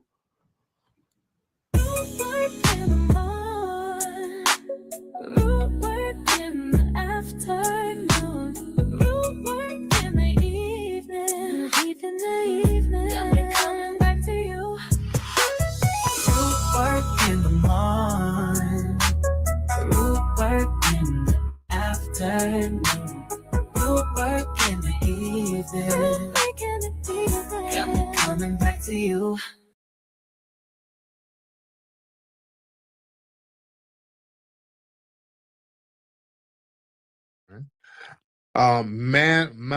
Mamoon. Hey, can you hear me? I can hear you, Mamoon. Yeah, clear. I'm really sorry for my network issue right now. I cannot be seen. Please go ahead. Now, what's going on with you, Mamoon? My network issue right now. Your what is sore? Your nipples are sore. What? Yeah. Sorry, my network issue. You cannot be clear your sound. You can't hear clear sound? Mamoon, where are you from? You from India, Pakistan? Where you from? Yeah, I'm not India, Pakistan. I'm from Bangladesh. Stuck in strong. God damn it, you don't want shit. Okay. All right. Okay. You go do your customer service job. Damn, bro. I don't know what you saying. I don't know what he's saying. I'm shit.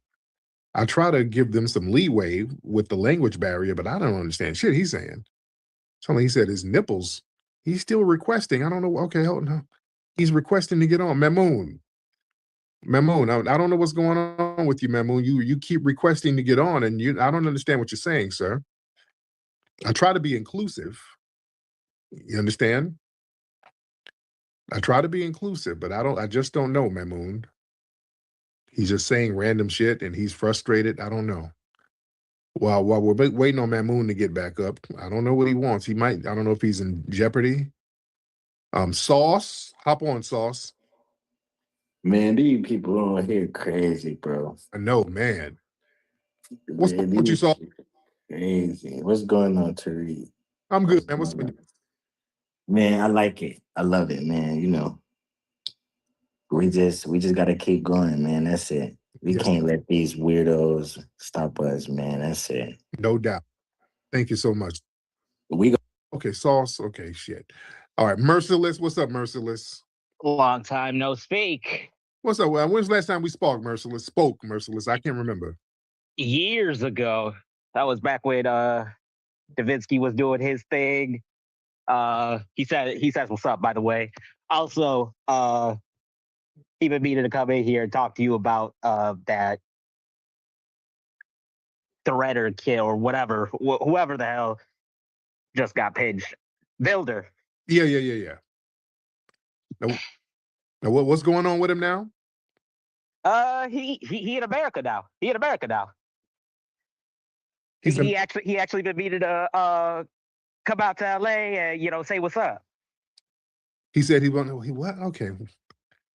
Okay. Okay. I don't know what you're saying, man. Okay. All right, come on now. We just got people saying shit. All right, come on, y'all. Y'all gotta make this thing interesting. Y'all just hopping up saying shit. All right, let's get it together. Court, Mr. Court, hop on in. Hello? What's up, Court? Can you hear me? I can hear you, Court. So you saying something about Chud the builder? I don't know nothing about that, but the hate crime bill, really, all white people got going, YT people, whatever you want to say, all they got going for themselves is hating us. I feel bad for him, really. Mm-hmm. Yes, yes, indeed. All right, Court. Thank you, Court. Ramsey, what's up, Ramsey? Hey, what's going on, man? How you doing? I'm good, Ramsey. Hey, listen, bro.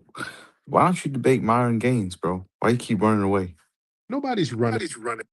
He doesn't have the money. How come you don't? Why do you need money if you got the free market of ideas? If you can debate them, I'm not why going do you need money? because it's valuable. How come I'm going to debate a damn Sudanese tether for nothing to give him clout? It don't work like that. I'm not giving you tethers free clout. You got to pay me. You understand how that works? No. Yeah, well, you learn how it works. This ain't the third world. We just don't run around the desert doing shit. No, we make money here. All right, get your money up and not your funny up. Yeah, it cost. I'm not wasting time giving you low life nothing burger tethers clout. You got to come with a bag. You understand that?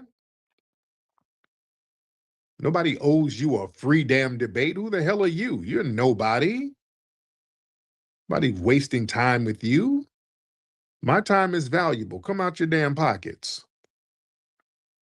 Your shaming tactics don't work. Are you afraid? No. Are you getting paid? Let's get the money up. Money also shit walks. You understand how that works? I am a valuable asset, sir. My time is valuable. I'm not like you. I'm not a refugee. My time is valuable. I don't sit around on inner tubes waiting on Sally Struthers to drop off Red Cross grain. I'm not you. My time is valuable. People pay for my time, sir. All right, y'all think everybody's supposed to donate shit to your ass. The hell out of here. I ain't Jane Goodall, nigga. Everybody's supposed to donate some shit to your hungry, fleeing ass. No, come out that damn pocket. That's how that works. All right, let's get Paul in here. Damn, Tether's out of their mind. Paul, what's up, brother? I ain't heard. Tariq, man, I was just wondering where the heck have you been? And then all of a sudden I see you appear on my timeline, man. All day, every day, man. I ain't been on these Twitter streets in a minute. I had to come on down here and represent for a minute. How you been, man? Well, just trying to, deal with my own stuff on this app, trying to get people to focus on America first type stuff. And I've lost all touch, and I have no idea where FBA is these days. But let me ask you, when are you guys going to crowdfund a Robert Smalls movie, man? For me, he's the first great foundational Black American, and how have they not made a feature film about this great American? Robert Smalls, one of my heroes. He took a ship from the Confederates and took it up there to the Union. Yeah, very, very, very thorough. Not only that, Tariq, he was the first real Black celebrity, universally loved, and well, you know what I mean, as much as it could have been at the time, but he was well received throughout the entire country. Everybody wanted him to get this endorsement. He was one of the first big politicians. I mean, his movie is long overdue, right? Yeah, there's a lot of stories that are long overdue. So yeah, there's a lot of things we can talk about as far as our history, and then we do documentaries about it. So yeah, we represent. I read the book. It's a good book, and it's a great read for anybody just to be proud of just that time about America, about moving forward, let's say. But I guess I just wanted to listen a little bit, try to find out where you guys are, because there's a division within the conservative movement about, people who are more allegiant to foreign nations, and then those of us who are trying to figure out what the hell America first means anymore. And I know FBA is going to have a role to play in this, because you guys know exactly what your priorities are, which is America. And so I definitely ride with that. So I'm just trying to figure out where bridges can be built so that we can save our country from foreign influence. You know what I mean? There it is, my man. Thank you so much, Mr. Paul. Miss Britt, hop on in, Britt. Miss Britt, are you in here? Miss Britt with the AI photo. You want to hop on, Miss Britt? That would be great if you can hop up. All right. So since Britt ain't saying nothing, we're going to move on. Let's get Michael. Let's get Brother Michael in here. Yo, Tariq. What's up, Michael? Yeah, I got one question, bro. Is the reason why you talk so much shit about immigrants is because FBA has been smacked around so long? Okay, you're the same Tether who called in earlier. You just logged on to another account, sir. Just answer my question, bro. I don't have to answer your question, sir. This ain't the immigration office. All right. We don't owe you any explanation, sir. Why don't you thank the people that saved you from your third world nation? Why don't you thank the people? Hmm? I was already born here, bro. What do you mean? You're an anchor. Thank us for helping you become an anchor baby. Hmm? Thank white people for building the nation for you, bro. Come on. Shit. They didn't build shit on their own. They failed, sir, just like you failed in your homeland. You see how that works? They did, bro. Who built the cars? Who built Wi-Fi? Who built all that stuff, bro? Come on, let's be real. Us. We had something to do with the car. Oh, we had something. Oh, you were slaves picking cotton. Yeah, but we were coming up with, and you were colonized, fleeing Texas, sir. You invented. Bro, my people fought back, bro. Y'all ran to Canada. You ran. You invented the inner tube, sir, to flee your ass over here up under us, right? Hmm? Come on, Michael. You muted me, bro. Yeah, Michael. Anyway, I saw your video too on YouTube. You did flee, bro. You fled to the South, bro. Your people fled, bro. Stop it. No. We fled to the South? North. I mean, you fled to the North. Sorry. You know what I mean. We've been in the North, sir, and this is our country. We can move to our own country, sir. We didn't get on an inner tube and float to another damn nation like you did, right? No, you were just running from white men. We weren't. Is that right? You aren't? No, there were white men up in the North. You think they weren't in the North and we didn't have to deal with them there? Huh? Yeah, you did, but not as much in the South, though. Yeah, Is that right? You just saying about a jealousy, Michael. Right? You jealous, Tether, Michael? You're just throwing crap on the wall out of jealousy because you're ashamed of being a fleeing Tether. You got inner tube rubber scent on your clothes from all that floating. Yeah. You had to come up under us, sir. Talking about what the white people built. No, sir. They were failing just like you were failing until we got in the mix. Yo, Britt, you in here, dear? Let me get you down if you're not in here, Britt. Oh, let me get Britt down. Okay. Britt ain't saying nothing. Huh? Okay, I'll be in a minute. All right, my wife is telling me to come in for dinner. My wife is my fine queen. She's like, come in for dinner. I got to go in for dinner in a second. All right, I'm in my office here. Let me get one more good one. Can I get another good one? Because my wife wants me to come in for dinner. Angela, you want to hop on in, Angela? Oh my God. Hi, Tariq. Hey, beloved, how are you? I'm doing good. Oh my God. I can't believe I'm on here. Like, this is crazy. First of all, I want to say that I love all of your broadcasts. I just started listening to you about a year or so ago. And I've listened to a lot of your old broadcasts. I love them. My brother was actually here and called in maybe about a couple of months ago. So thank you for the shout out, because he was talking about how me and my sister listened to you, and we live in Prince George's County. And so thank you for the shout out. Area out there. Yes. Yes. So I just wanted to say that, because you already talked about Chud and all that nonsense, but I just wanted to say that I really do respect everything that's going on. I respect you and a lot of the other new Blacc media. I listen to all of you guys. Afro Elite, I can't believe he's on here. Dewan B. I listen to Black Alpha as well. Mm-hmm. And I love all of your broadcasts. And one of the things that I really do love, and Jason Blacc, let me not forget him. Mm-hmm. I listen to all of you guys, and like, I just can't believe that I'm on here with you. But before I'm geeking out over here a little bit, but because I'm usually not up. I live in Maryland, so I'm usually not up for the broadcast. So I'm finally here. But one of the things that I really do love is that the new Blacc media is led by Black men. Yeah. You know? Yeah, like, it's just crazy to me, because I feel like Black men are leading the charge with providing their community with information that we need in order to make informative decisions. And I just want to say that I appreciate all of you guys. And not to say that the women are doing their thing too. There are plenty of Black women who are on social media doing their thing. But I do appreciate you guys leading the charge. We need more Black men like you. And I'm so proud to be an FBA. Yeah. and just seeing you guys doing your thing. And I just want to say thank you and continue to support you and continue to see you guys succeed and do your thing. So thank you so much. Love that.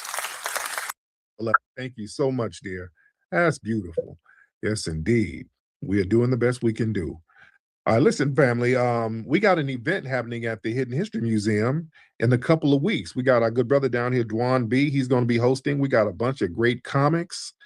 So we're having the Memorial Weekend mic drop. It's going to be a good vibe. Y'all get to vibe with us. Come down and have a good time at the Hidden History Museum. That's going to be Saturday, May 23rd, 7 p.m. I want to see everybody in the place. Get your tickets at hiddenhistorymuseum.com. hiddenhistorymuseum.com, ladies and gentlemen. Y'all come on down and enjoy this thing. Come on down and enjoy it. We have some of the Nicki Minaj barbs in here. Hold on, before I go, I see a barb in here. Nicki Minaj people. What's up, head barb? Hi. Hi, everyone. How are you? How are you? Hello? Yes, I'm here. Everything is good. How are you? I'm great. I just wanted to stop by. I seen the caption, so why not?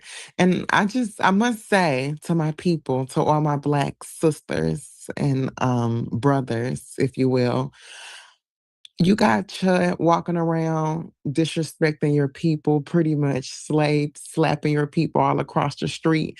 But where are all of the rappers and the influencers and all y'all people that be so stuck on the LGBT community? The people that want to speak on my community, what the are y'all real niggas at? Huh?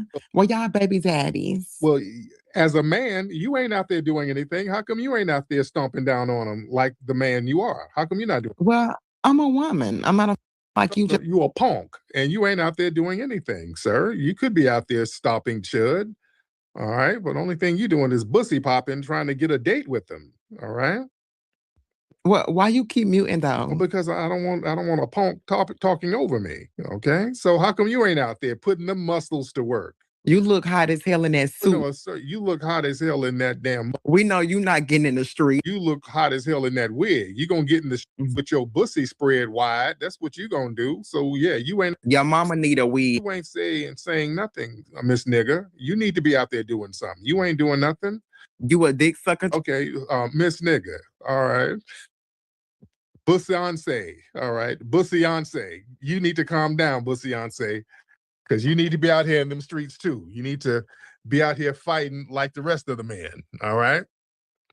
You old as and bitch, you okay, and your bussy is spread far and wide, sir. All right. Don't get mad at me because you got a cavernous bussy floating around the streets, sir, and you ain't putting in no work. All right.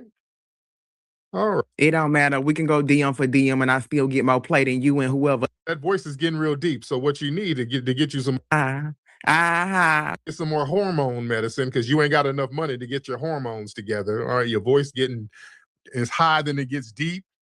You sound like a chipmunk, then Herman Munster. All right, so you got to watch it. Somebody uncle is on Twitter, babe. Who? No. All right, your voice gets deep involuntarily. You're like, yes, you be ordering food. Yes, I like a McDonald's with some cheese. Or no, I like some chicken nuggets with some barbecue sauce. Excuse me. All right, so let's get your hormone pills together, Miss. All right, do you need help? I still look better than you. We can go deep. No, sir, not with razor burns on your damn face, sir. All right, you do not. All right. So I don't knock anybody's lifestyle. Whatever you have to do with that Bucci cat, that's up to you. I don't knock anybody, but don't call here criticizing us about what we're not doing is me. Mind you, you're fat with a little. Sir, Miss Nigga, okay? Because you're scrawny and bony. How big is it, Papa? That's what we want to know. No, don't worry about me, sir. I don't want no dealings with you, and I don't knock your lifestyle, sir. All right, I don't knock your lifestyle, but don't get mad at me because your balls fall in your bussy when you run and jog. That's your problem, sir. You're trying to project that onto me. You're so right, sir. Your balls play whack-a-mole with your bussy, so you got all types of problems over there. You don't know what to do. All right, Miss. But thank you so much. All right. A punk gonna sit up and tell us what we ain't doing in the streets. Come on. You need to be out there with the other men. Stop it. All right. All right. Anyway, let me go in here with my wife. Because now we're getting the weirdos calling up now. So it's exit time. It's really time to exit now, ladies and gentlemen. All right. Go to rootworkstyle.com. Get your Rootwork deodorant. Rootworkstyle.com, ladies and gentlemen. All right. I'm up out of here. Puppy Kute, Lola Vuve to the family. Peace. When there is stank on the streets, there's only one man who will bring the heat. Hey, Rootwork Jones, why you gotta split, sugar? These musty jive turkeys think it's a game out here. I gotta get out here and show them I mean business. Can you dig it? None of these smelly suckers can relax because Rootwork Jones is back. Is the return of Dolomust, the Sultan of Stank. His mission? To turn Harlem into a musty mecca. I'm going to plant a must bomb in Harlem. When it detonates, everyone in Harlem will be musty. Rootwork Jones has to shake up the block. He has a limited time before the bomb drops.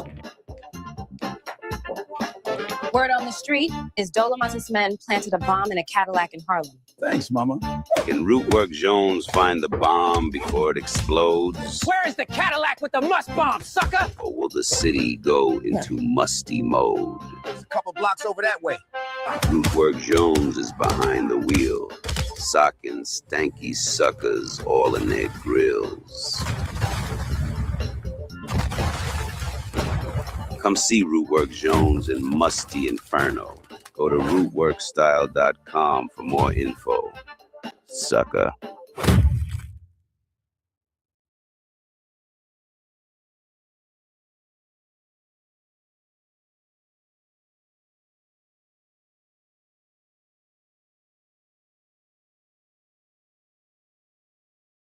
Family and fellow soldiers, I'm the Professor, and this is the moment of truth.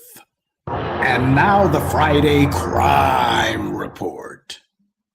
Miami, Florida, Tuesday, April 14th, 2026. Police said a black United States Postal Service mail carrier was walking her route when a child approached her to collect mail.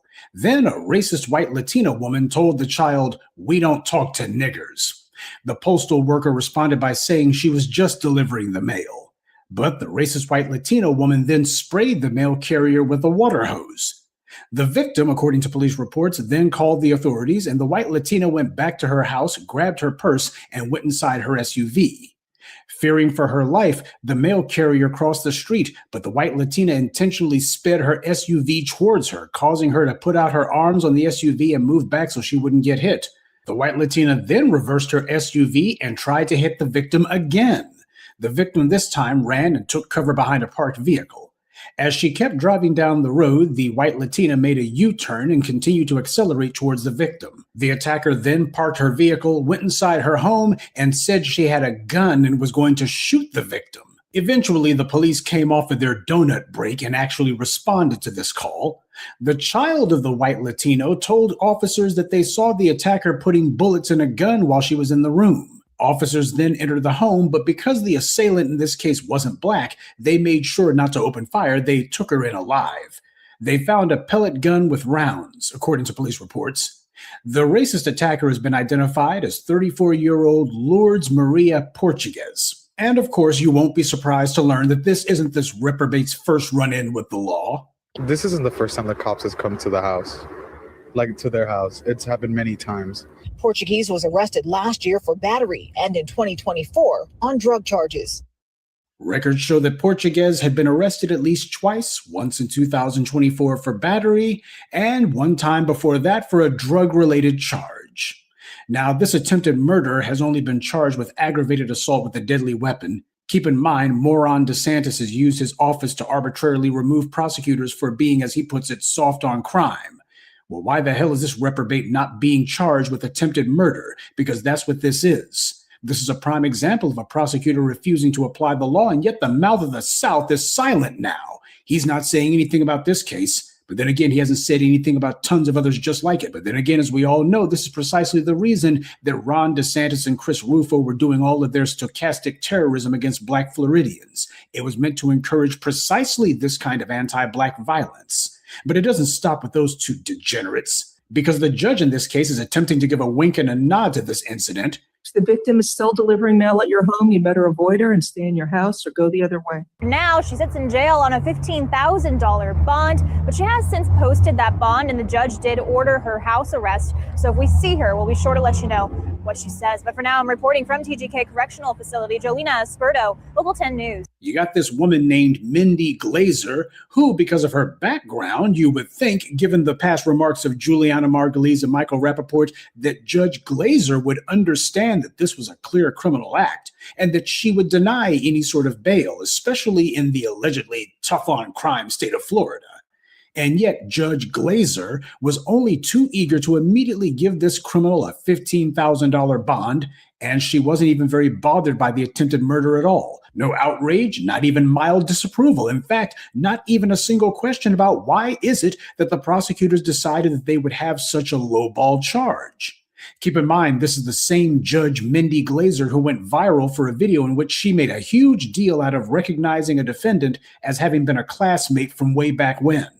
She also made headlines recently this month setting bail for a Hispanic student at the notorious racist cesspool of Florida International University, who's been in the headlines for their own white Hispanic students running anti-Black chat rooms where they coordinated with the Florida GOP to target Black Floridians and threaten their lives.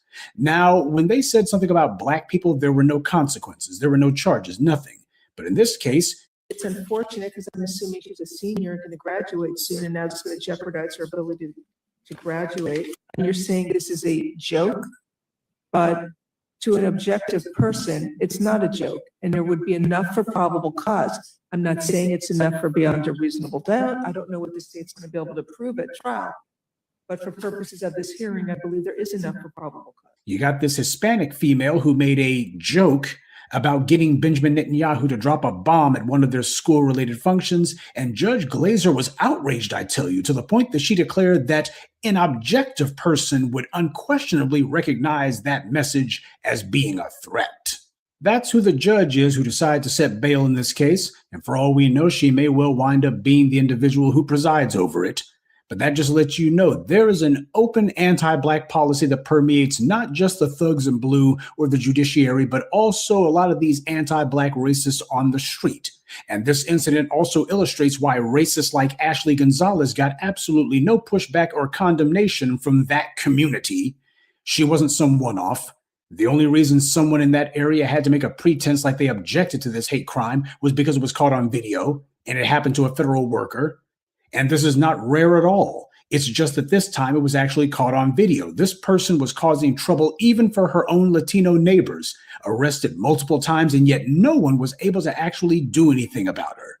We'll continue with the moment of truth in just a moment, but first, a word from the official sponsor of Black Empowerment, Power Tools.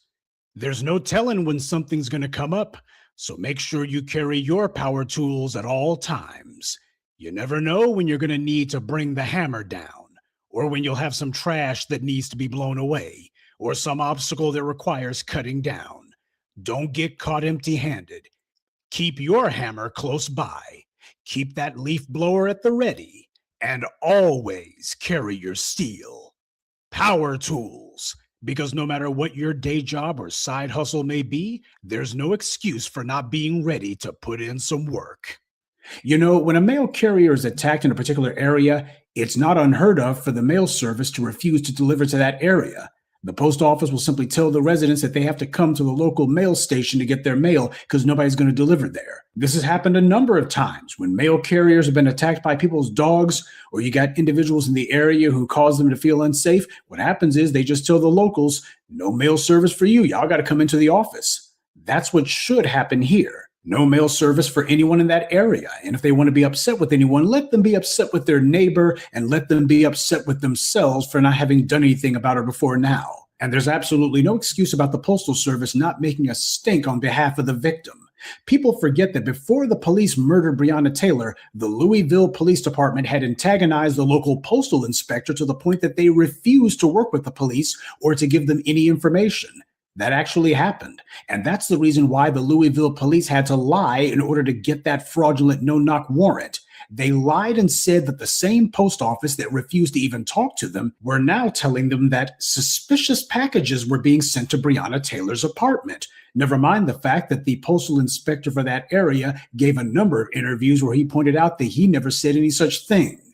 So that says all you need to know, that the USPS is not refusing service to that area when they should, and the feds are not bringing charges for this attempt to murder a federal employee. And of course, being Ron DeSantis's Florida, the state attorney's office doesn't know whether or not this qualifies to be charged as a hate crime or not. They have to look at this and think it over, and they got to really dig to find out if whether or not you're trying to hit someone with your vehicle and kill them while screaming racial slurs counts as a hate crime. Gee, aren't the Republicans the ones who want laws to quote unquote protect cops and civil servants from people with cell phone cameras? After the murder of George Floyd, we saw a glut of GOP con men pushing all kinds of message legislation in various red states meant to make it a crime to video the police. Or in Louisiana, one redneck wanted to make it a crime to quote unquote disrespect the police, though that illiterate inbred predictably couldn't define what that even meant. There's laws specifically to protect people based entirely on what their line of work is, ridiculous as that concept is. Police and firefighters are covered by various laws. So why are they quiet about mail carriers being violently attacked? Because this isn't the only time something like this has happened. Last year, a white transgender Latino going by the name of Jaya Cruz went to a New York deli and without provocation stabbed a black mailman, Ray Hodges, to death. The family of the victim in that case had been assured by the Manhattan DA's office that there wouldn't be a plea deal for this criminal, but you can guess how that one turned out. The DA's office confirms it was aware the family was opposed to any type of offer. Rice says she wanted the case to go to trial to get justice for her son, a father of two. She got off too easy. With Cruz's sentencing now set for May 28th, Rice and her family are left with no choice but to move forward. Just like we saw with the murder of Ahmaud Arbery, these prosecutors will lie to black families' faces, but turn right around and offer a plea deal to the killers of their loved ones. Now, this Cruz creep is not some rich or connected person. This is just some violent weirdo off the streets. These intentional, deliberate refusals to apply the law when black people are harmed, that's not the result of money. It's not the result of influence, but rather a clearly understood practice among these prosecutors and judges that how a defendant is to be handled is based entirely on the color of their skin or the color of their victim. And it's not just mail carriers who we see this with either. We also see on a near monthly basis where some racist attacks a black delivery driver for FedEx, UPS, or DHL. Just 2 weeks ago in the same Florida, a white man pursued, attacked, and murdered a black FedEx driver simply because. Now, as we all know, this is not just unmotivated. It's the environment of racial violence that Ron DeSantis and Chris Rufo's anti-black racist rhetoric deliberately created. They pushed all their racial hysteria against black people precisely to embolden violent racists to carry out these kind of racist attacks. But of course, it's not just limited to the open-air sewer of Florida. There's been countless other incidents in other states across the country, like the two racist inbreds in Mississippi who chased after a black FedEx driver and were shooting at him. The judge in that case wanted to show his solidarity with those scums, so he just completely dismissed the charges on totally made-up grounds. The companies these black hate crime victims work for are multi-billion-dollar corporations, and yet these huge corporations don't do or even say anything to protect these employees because these employees are black. The mail carriers in the U.S. are disproportionately black. So the silence on the behalf of these private corporations is no different than the silence from the state and federal governments, and it's for the same reason. They want to make it de facto legal to assault or even kill black people by selectively refusing to enforce the laws whenever black people are attacked. And this is why we need an anti-black hate crime law specifically for us. We're being targeted and attacked left, right, and center by all kinds of people, and the government is deliberately covering for these criminals. And black people themselves also have a right to protect their lives. There is no law that says that a black person is just supposed to be in a shooting gallery or hoping that the racist in question can't run them over with their car, hoping that there's some sort of convenient vehicle nearby to save their lives. Black people, no matter what their occupation, are under no obligation to sit on their hands while these anti-black racists are attempting to run them over with cars, to assault them, to shoot at them, to try to murder them. Black people have the right to live, and they have the right to protect themselves from anyone who infringes upon that right. Because when you have these anti-black racists who are constantly taking it upon themselves that they're going to be harming black people simply for doing their jobs, they think to themselves that they're going to be killing black couriers and gunning them down the streets, then those black couriers who are simply trying to do their jobs have every right to deliver some lead. And that's this week's Friday Crime Report. Keep your eyes open and stay on alert, because there's a lot worse criminals out there than the ones the white corporate media chooses to show you. Good day, and be one. I'd like to take a moment to mention some of our contributors: Wandre Morris, Kay Chapman, Stay Positive, Angel Maynor, and Regina Nixon. Salute to them, and thank you to everyone for listening, liking, and sharing this message. Black empowerment only exists because of you.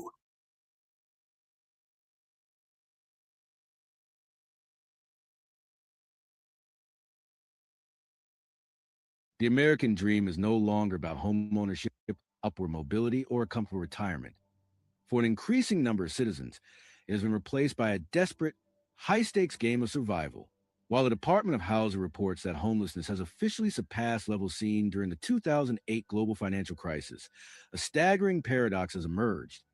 As families move into their vehicles at record rates, billionaire net worth has surged by 81%.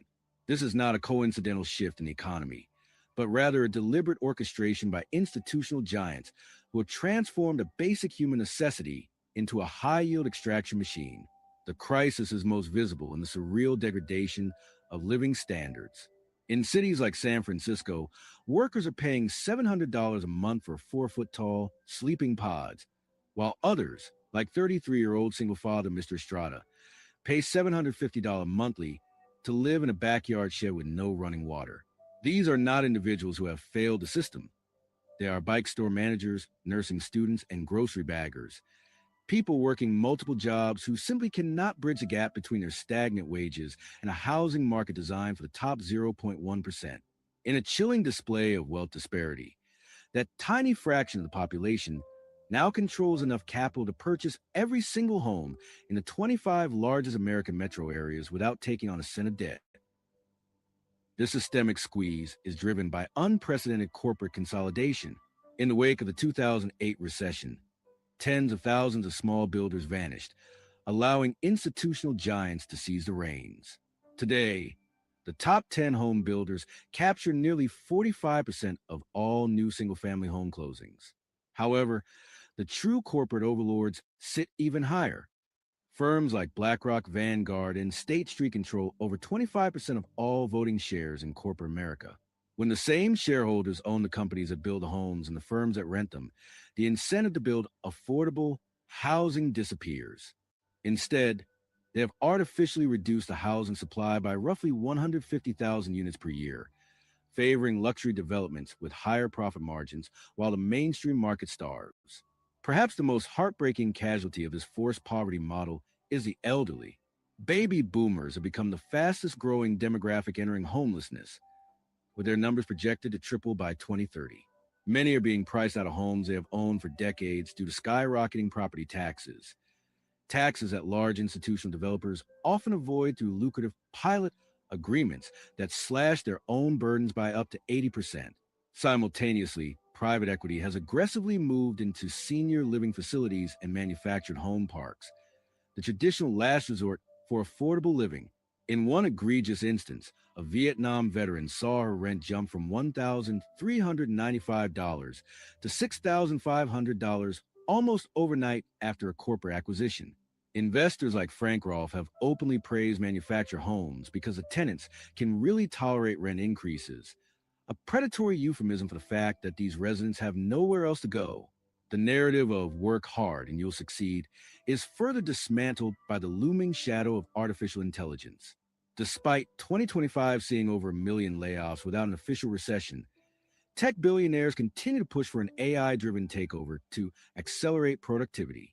Data suggests that over half of U.S. companies are already cutting bonuses, raises, and base salaries to fund AI investments. The profits from this automation will remain private, padding the portfolios of the ultra-wealthy, while the social costs of mass unemployment and homelessness are socialized through crumbling public infrastructure and overfilled shelters.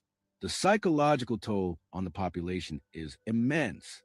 A poll of 50,000 people revealed that 94% believe homelessness will continue to increase by 2030, a devastating metric of national confidence.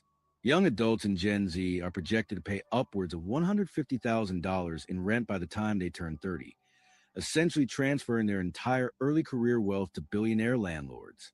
Even those who do everything right, working multiple jobs, saving aggressively, and avoiding luxury, find themselves priced out by a mass migration of capital that turns small town homes into $500,000 assets overnight.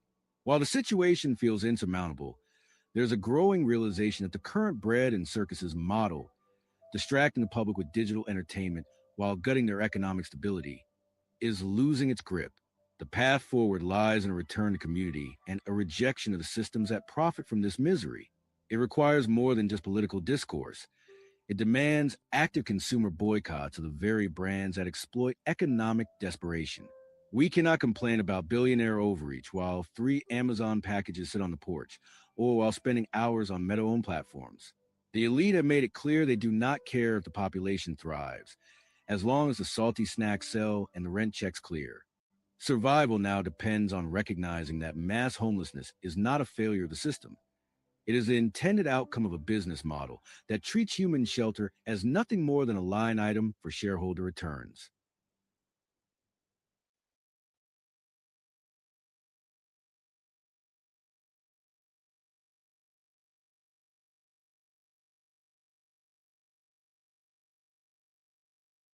Bringing that back and saying, hey, here's a certain standard you have to hit to do it. So I'm glad to see, more of a focus on activity, on fitness, and the president pushing it that way. Andy, I think it's great. I think it's another definition of deflection and him trying to move the needle in another place. But I do challenge Michael right now to an arm race to see how we can do it. See how physically. Someone's going to lose a rotator cuff. I'm pretty sure. There's going to be another tear going on. We'll be right back here on Colorado Point of View. Stay there.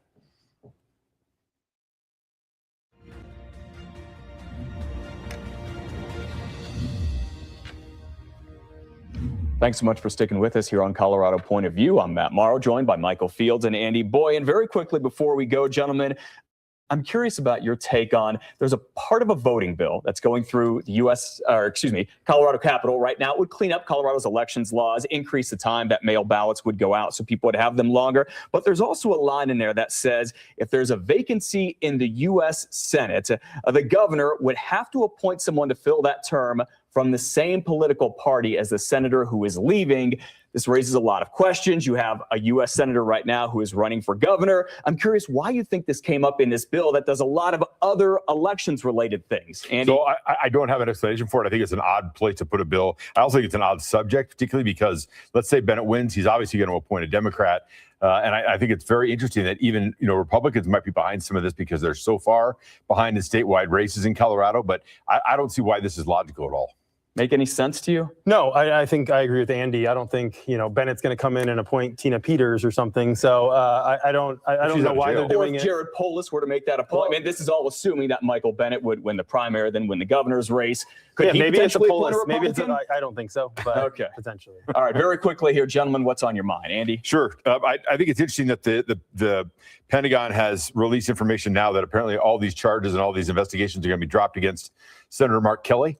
And they see them as ludicrous was their word they used. So I'm surprised that the Court of Appeals used the language they did, but they've adamantly reject anything against Senator Mark Kelly. All right, Michael. And there's a bill at the Capitol that is trying to undermine a transportation ballot measure that's probably going to be on the ballot this year. And the problem I have with it is the legislature going in, trying to not allow people to give a vote on something, let them decide, try to educate them, but don't try to undermine it before it even gets to them. And quickly, just a little more perspective and substance on that. I believe that a voter approved measure. If it gets approved, it would force that some money for transportation go to roads, right? Yeah, so Correct. roads, general fund money would go to roads. But again, make that argument on what else it would be taken away from, et cetera. But yes, that's what it would do. We'll see what happens with it. Gentlemen, thanks so much for joining us. Catch us online for our Election Extra right after this. We'll see you next week here on Colorado Point of View.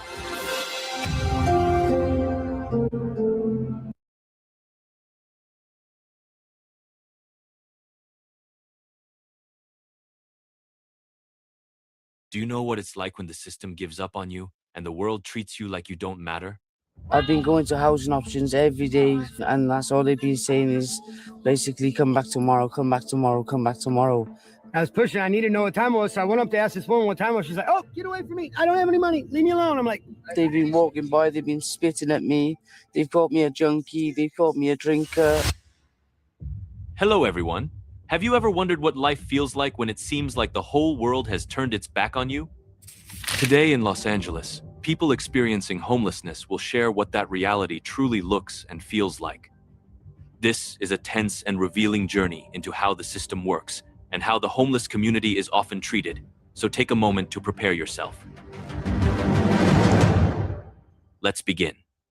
I've been homeless the last 3 weeks now because I've been going to housing options every day for the last since till 9 o'clock till 4 o'clock in the afternoon, and that's all they've been saying is basically come back tomorrow, come back tomorrow, come back tomorrow. They would try to put some more housing for us, the ones that are down and out. Like they would try to help us, but it's like everywhere that we try to go or anywhere we try to do, it's like everything's shut down this, and then you go into a program. People think that they're better than you, and then it's not right. You know what I mean? If you want the help, you can get the help. But it doesn't take a minute for you to get it. If you want to get help, then you could get the help. But it takes a long time for you to get it. And that's why I don't understand. Yeah, you actually caught me on one of the rare days where I sleep in the shelter, because when I work, I don't go to the shelter because you're supposed to be there like around 5:30-ish or early hour. So if you have any job that doesn't allow you to get there at about 5 o'clock, you're not going to be let into a shelter. Maybe that's something people don't know about that. Yeah. But, I work evening shifts, and even when I get out in the daytime, I get out of work at about 4 o'clock if I work a daytime shift. And by the time I would get back to this area, it'd be 6 o'clock, and there's no bus to pick me up. And so, I sleep outside anyway. Right. And I've talked to people who have been in prison, and they said that it feels like being back in prison. Yeah. You have these people just barking and yelling at you, and, you got to stand in line for everything. You kicked out early in the morning. Stand in line for hours for everything. Hours for everything. Just stand in line for 2 hours to get admitted, and then you're up at 4:30 in the morning. You're kicked out, and nothing's ever consistent. Shelters were meant to be a place of help, a place people could turn to when they had nowhere else left to go. But for many homeless people, reaching out for that help often leads to the same response. Not today. Come back tomorrow. Maybe there will be space later. That is where one of the biggest problems begins. Many shelters are already full, and the waiting lists can stretch on for months. For some people, that wait can feel endless. They ask for safety, but instead they are left standing outside, told to keep trying again. Even for those who do get in, shelter does not always feel like a real solution. It can feel more like a system of survival with rules that are hard to live under. Fixed check-in times, early wake-ups, and strict curfews create another barrier, especially for homeless people who are still trying to hold on to a job. If they need to leave before sunrise for work or come back late after a shift, the shelter schedule may not fit their reality at all. In some cases, the very place that is supposed to provide stability ends up making stable work even harder to keep. And then there is what some people say life inside those shelters actually feels like. When asked more deeply, some former residents describe an environment filled with long lines, constant waiting, and rules controlling almost every part of the day. A few have even said it felt worse than jail, not because it was meant to punish them, but because of the way they were spoken to, watched, and ordered around. So while shelters are created to help, Their biggest weakness is often the gap between their purpose and the reality people experience inside them. When there are not enough beds, when the waiting lists are too long, and when the rules make ordinary life harder instead of easier, shelter stops feeling like a way out and starts feeling like another form of hardship. For that exact reason, many homeless people choose to stay outside rather than return to a shelter that feels overcrowded, restrictive, or impossible to fit around the reality of daily life. Sleeping on the street may be harsher and more uncertain, but to some, it still feels like the only way to keep a sense of freedom, protect what little they have, or hold on to a job without constantly fighting the rules of the shelter system.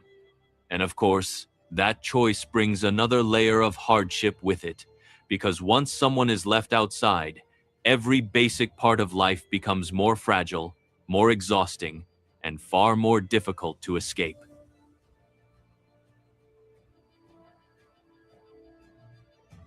The difficulties of living on the streets. And it's just the hard part was just becoming part of society again. It's like they didn't want me. They didn't want me to be part of their society anymore. So I just decided, fuck it. I'm going to sleep in a tent. I'm going to do what I love for a living. You know, fuck society. That's the way I feel. Most people, all they care about is themselves. You could be standing there on the corner bleeding and people just drive by you. And they wouldn't want no part of it. They wouldn't want no part of the drama. I walked up to a woman once to ask her what time it was. I was pushing. I needed to know what time it was. So I went up to ask this woman what time it was. She's like, oh, get away from me. I don't have any money. Leave me alone. I'm like, I don't want it. She's like, just get away from me. Go. And it hurt, man. It's like, damn. They've been walking by. They've been spitting at me. They've called me a junkie. They've called me a drinker. I don't drink. I don't take drugs. That's all I do is smoke cigarettes. And then I've been called all sorts. I've been called, get a job, get this, do that, get off your ass. Well, I haven't got nothing and I haven't got nobody to help me. So what could I do? How can I get the help? Where can I get a job? Because as soon as someone finds out you're homeless and you've got a blanket in your hand, that's it. You're an automatic junkie. You're an automatic waste of space. As soon as you've got a blanket in your hand in the street, you're an automatic waste of space. I didn't carry a blanket with me for 2 weeks because I was embarrassed just to carry a blanket.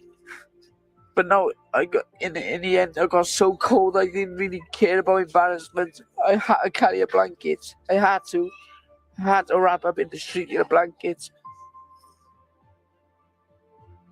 And they think you're weird because you're in the street with a blanket around you. No, it's because I'm freezing cold and I got nowhere else to go. You can't brush your teeth. You can't wash your hands. You go into a restaurant and they find out you're homeless. Whoa, the barriers are up. Yeah, you gotta leave that building. You gotta leave that restaurant because you're homeless.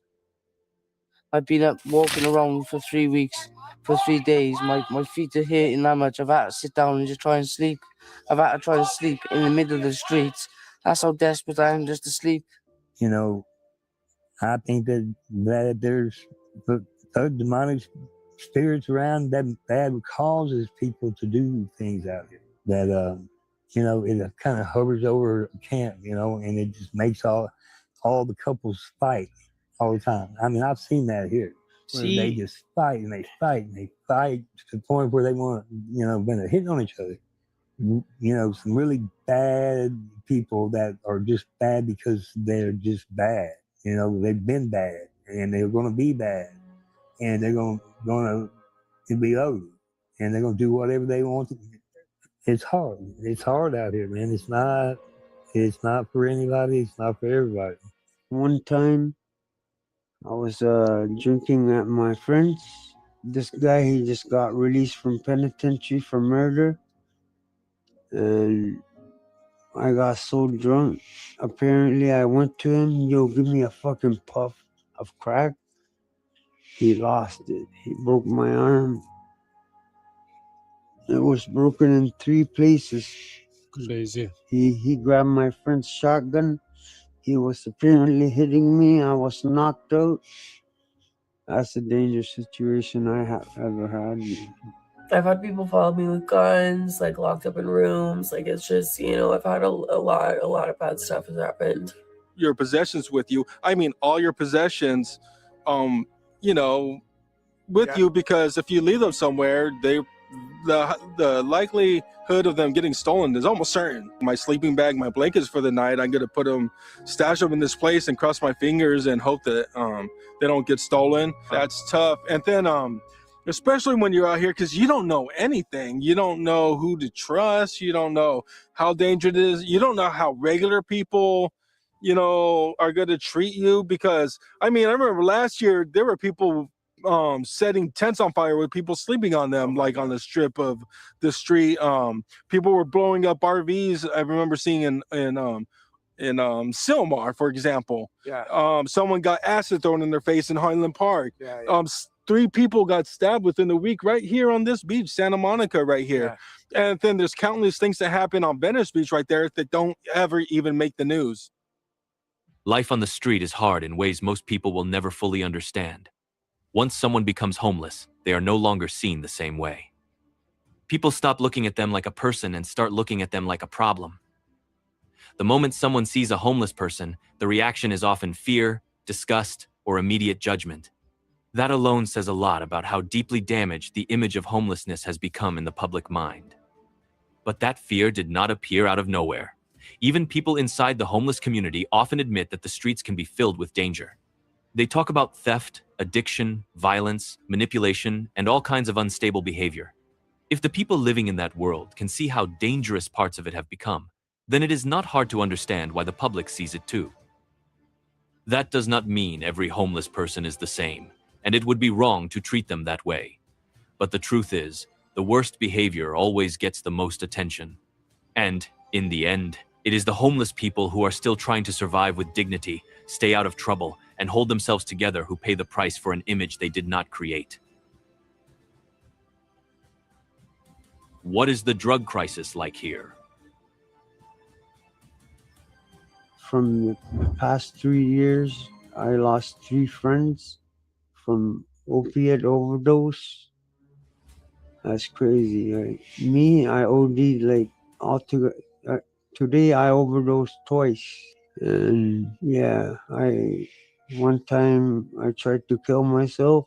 I injected big amount of fentanyl in a park, in a little bush, so no one will find me. I'm sorry, I just don't want to live like this anymore. Every day I want to do the drug because I go through withdrawal. If I don't take it, I get sick. That's why I'm stuck. I think I didn't really realize that I had a dependency until I started using heroin. The first thing that I noticed was that I couldn't sleep. And then once I got a dose, I could go to bed, So it was an insomnia thing. And then it progressed from there. I didn't start using harder drugs until I was 23. Probably I started doing opiates at that age. So I don't know, maybe subconsciously I used it on pain. I think when I started using it was just more about having fun, I liked the way it felt. I shot up for probably 8 years or 9 years. I stopped though. My body can't take it anymore, so I had to switch back to smoking it. I went to treatment a couple years ago. My tolerance went down enough that when I got out, I could smoke it and still feel it. So I used to say to myself that I'll never do needles, but I finally got so depressed I wanted to try. The only thing it did was it brought down my inhibitions and brought up my confidence. When I first started taking pills and got hooked on them, I didn't know that they were addictive. I had no idea. And I remember one day I was going to my friend's house to play cards with his wife, and my boyfriend and I were going to play cards with him and his wife. And I decided not to take any pills that day. And that's when I first realized I feel awful. I feel like I have the flu. I feel so bad. And I decided to take half a pill. And I was like, all right, I feel much better. I want to go and play cards. And that's when it hit me that, wow, I need to take this now. People get into drugs because they're running away from something that they can't face. Substance abuse in Los Angeles is not a side issue anymore. It has become one of the clearest signs of how deep the city's social crisis really runs. Even though Los Angeles County saw a sharp drop in overdose deaths in 2024, with overall drug overdose deaths down 22% and fentanyl-related deaths down 37%, fentanyl still remained the leading driver of accidental overdose deaths, which shows the danger has eased but has not disappeared. And the problem is not limited to opioids. Methamphetamine continues to weigh heavily on Los Angeles as well, to the point that the Los Angeles Times described the city as having a serious meth problem that affects both homelessness and crime, while LAist reported that treatment options for unhoused people addicted to stimulants are still extremely limited. That is what makes substance abuse in Los Angeles so difficult to talk about honestly. It is not just about drugs. It is about people falling through too many cracks at once, housing instability, untreated mental health struggles, weak access to recovery, and a public system that still moves too slowly for a crisis this visible. In a city this large and this wealthy, addiction should not be allowed to keep spreading in plain sight while real treatment remains so hard to reach. And at some point, a harder question starts to surface. If this problem has become so visible, so destructive, and so impossible to ignore, then why does it still feel like the response is so weak?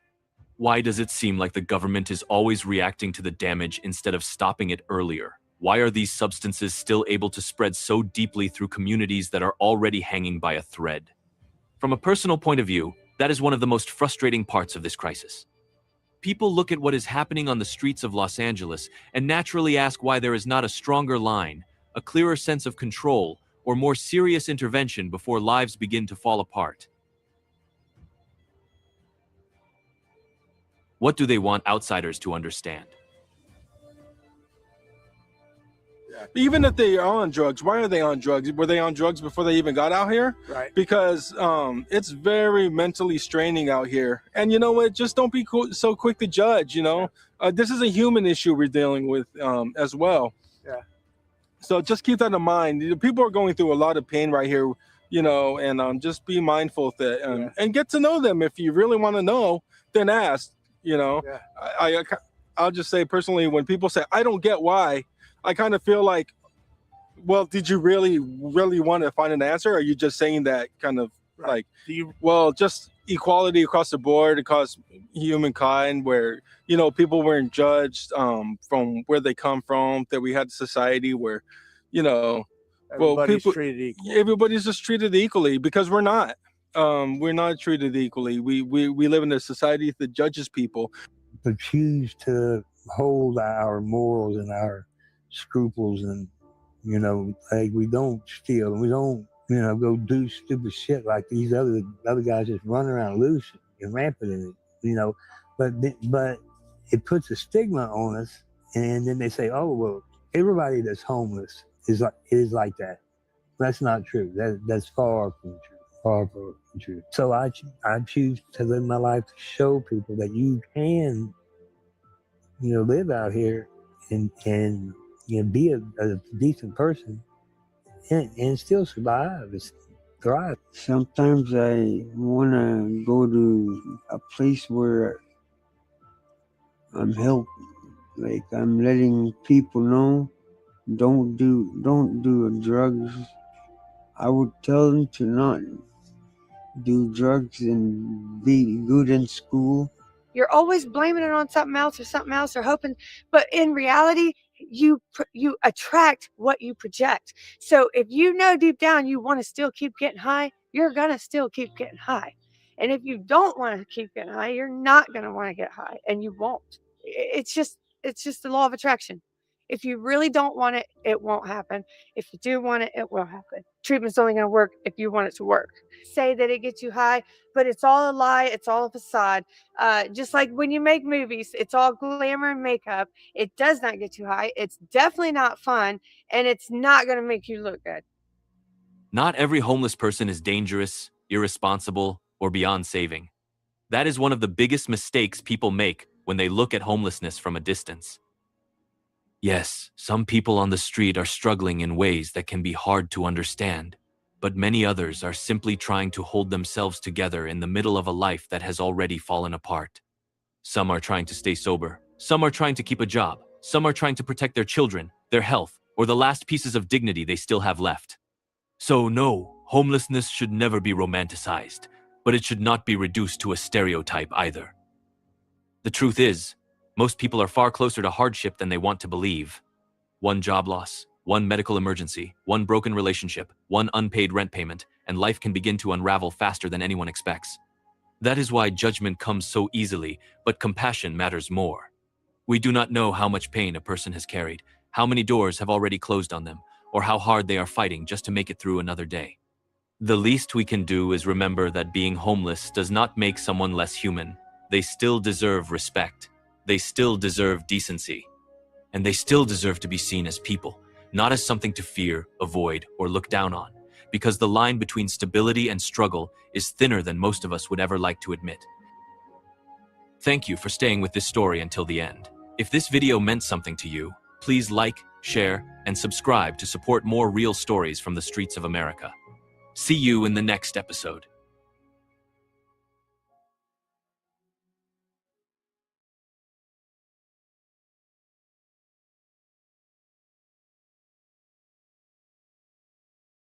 Family and fellow soldiers, I'm the Professor, and this is the Moment of Truth. And now the Friday Crime Report. Houston, Texas, Monday, May 4th, 2026, 5:30 p.m. Matthew Mitchell was a former pharmaceutical CEO. His wife, T. Mitchell, was a prominent figure in Houston's hospitality scene and had recently been named the 2025 Greater Houston Restaurateur of the Year. The couple also had 2 children, 8-year-old Maya and 4-year-old Max. In October 2019, they opened Traveler's Table, a popular restaurant that put a modern spin on global dishes like pad thai and Jamaican jerk pork. In 2024, they opened a second restaurant, Traveler's Cart. And because they weren't black, they didn't have the local Houston authorities calling themselves bringing all kinds of nuisance regulations against them in an effort to shut down their businesses. And as a result, they were able to enjoy all kinds of financial rewards and status that went along with their success. But apparently something was very, very wrong in this relationship. And that something was Matthew Mitchell. In what many people would later call a harbinger of what was to come, on April 24th, 2026, T. Mitchell posted a video on Instagram alongside Matthew with a caption about growing old together, which has since been described as a chilling foreshadowing. Sunday night, May 3rd, 2026 would be the last time that the family was seen or heard from by anyone else. On the afternoon of Monday, May 4th, 2026, a babysitter and a family member grew concerned after they were unable to reach the Mitchells. At around 5:30, Houston's police department arrived at the family home in the 2100 block of Kingston Street for a welfare check. That was when they discovered inside the residence 4 individuals unresponsive with gunshot wounds. It was Matthew, T, and their 2 children. The next day, local news outlets began to identify the couple. Community members and restaurant staff started leaving tributes at the scene. The Harris County Institute of Forensic Sciences confirmed the identities and the cause of death. It was determined that Matthew Mitchell fatally shot his wife and children before turning the gun on himself. Traveler's Table and Traveler's Cart released a statement requesting privacy while remaining open to honor the traveler's legacy. And just when you thought that was as tragic as this story could get, you'd be wrong. Early reports indicate that T. Mitchell was pregnant at the time of her murder. Investigations found no prior records of domestic violence calls to the residence or any history of criminal investigations involving the couple. Obviously, this is a horrifying incident, and the white media is not giving this the wall-to-wall coverage that they gave to another recent mass murder of children. I can only guess that they must be honoring the request of the Traveler's Table and Traveler's Cart staff who asked for privacy during this time. But I think everyone is well aware of the recent incident in Louisiana where a man killed 8 children, with 7 of them being his own. That was about a man who was a veteran and he had profound mental problems. There's been a bunch of rumors circulating online about drugs and a ton of other things that the man might allegedly have been into, but we can all agree that's no excuse. There's no amount of narcotics in the world that makes a man kill 8 kids. Now, in that case, the authorities in Louisiana said that the mass murder stemmed from a domestic dispute, though they still haven't been able to give a motive for it or to explain what exactly caused it. Now, this crime report is not necessarily a commentary on Matthew Mitchell's racial privilege because there's no reports that he had any priors, and it's not clear whether that would have made a difference in this case or not. But what it is a commentary on the coverage that this case has gotten compared to the mass murder of children in Louisiana. Both circumstances are nearly the same. The only difference is the number of children who were killed. But to me, when it comes to children losing their lives, that becomes a distinction without a difference. In one case, the white media unanimously reported on one individual as being a monster, which I have no problem with. But in the other case, the reporting's been far more muted, almost sympathetic. A man who kills 8 children is a monster. And so is a man who kills 2 children, including one still in the womb. Yes, there should be expressions of sympathy, and people should be emotional because children have lost their lives. That's certainly worth it. But there should also be the condemnation, because why would one be worthy of it but the other one not? And Matthew Mitchell was a former pharmaceutical CEO. And that's interesting to me because in the years since the CEO of United Healthcare was killed, no one's made the connection between this murder, even though Matthew was a pharmaceutical CEO. Nobody's insinuating that because he was part of Big Pharma, that he had no concern for human life because the industry that he's in has no concern for human life. Nobody making those kind of connections. And these things matter because the narrative that these kind of atrocities don't happen here is completely and thoroughly false. This type of thing just doesn't happen here in this neighborhood. What the people who utter that kind of phrase really mean is, we think we're above this kind of thing. That doesn't happen in our safe, clean neighborhoods, but as I've documented here, these things happen in places like that all the time. Now, the reason that this case did make some headlines is because it happened in Houston. Unlike those other incidents where it happens in some suburb or some rural hamlet and the white media can usually bury it by not even covering it. Because the way that I describe Matthew Mitchell is the exact same way the white media presented him, as primarily a former pharmaceutical CEO and a successful restaurateur. The white media reported about his business ventures and how he was a corporate executive. They also talked about him doting on his wife and children. Yeah, doting on his wife and children before he murdered them. Just like the Las Vegas mass murder, all the white media talked about with that guy was his being a businessman too. All too often, the goal of the white media is not to merely humanize certain mass murderers, but to actively try to get people to identify with them. They tell people that the killer was a businessman before they even tell you that he murdered his own children. I'm not going to say whether this latest atrocity could have necessarily been prevented. We don't know. We'll never know. But the one thing that we can be sure of is that these killers are supposed to be treated with total contempt, because that makes the difference between whether the killer is understood to be a monster or if someone's trying to low-key palm them off as merely a victim of circumstance. And I think that it matters, because as frequently as the United States has these mass murders take place, the country only seems to actually pause and take notice, tragically, when children are the victims. That's when people start asking some sort of questions. They don't just shrug it off as, oh, well, we're used to it now. You never get used to the deaths of children. Though the country has become all too accustomed to these killers being mollycoddled by the white media. And I'm sure that there's going to be people who take umbrage to the points that I'm making. After all, it was children who were killed in this latest bloodbath in Houston. And that being the case, they're going to say, well, what the media says about the killer really isn't that important because he's beyond punishment at this point anyway. What we should be doing is giving nothing but expressions of support and sympathy for the deceased. I agree with that.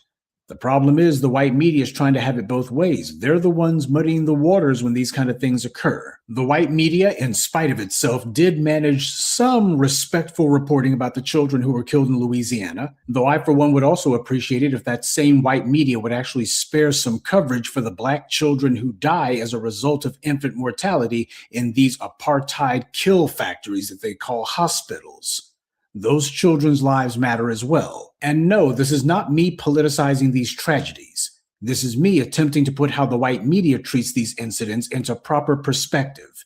Because unfortunately, we are going to be seeing it again, but what we won't be seeing is the white media changing its color-coded coverage. Even now, after this latest act of carnage, you got those who are going to be saying that, well, what we should be doing right now, in fact, the only thing we should be doing at a moment like this is to show that we owe it to the dead to pay our respects.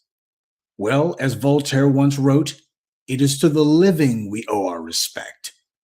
To the dead, we owe only the truth. And that's this week's Friday Crime Report. Keep your eyes open and stay on alert, because there's a lot worse criminals out there than the ones the white corporate media chooses to show you. Good day, and be one. I'd like to take a moment to mention some of our contributors: David White, Norman Tucker, Colin Dozier, Deborah Cooper, and Jermaine Van. Salute to them, and thank you to everyone for listening, liking, and sharing this message. Black empowerment only exists because of you.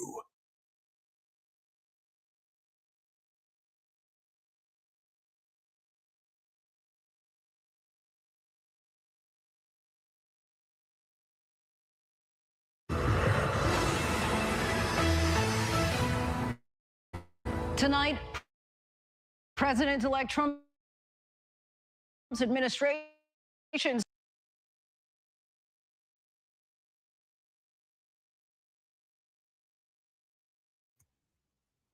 That's news from a year ago. Shit, I gotta get to the Unhoused never news. I'm just gonna end it here. Figure out what I'm gonna do next. But I appreciate y'all tapping in. Doing this Friday for Grand Rising with Shabaka and the Chase. Appreciate everybody that tapped in. Out to Lady Che. Lady Che. Let's turn it on. Out to Lady Che. Shout out to V. Val Hawkins. Shout out to Got a Snobby. Shout out to Hypocrisy. Shout out to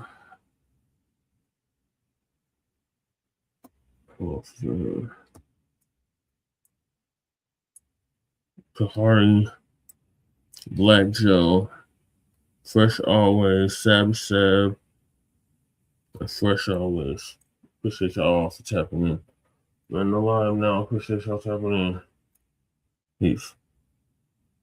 The peace, love, light, reparation, separation, and delineation from Black empowerment, sharing criminal, signing out from the mile high income, and legal money for the city. Peace.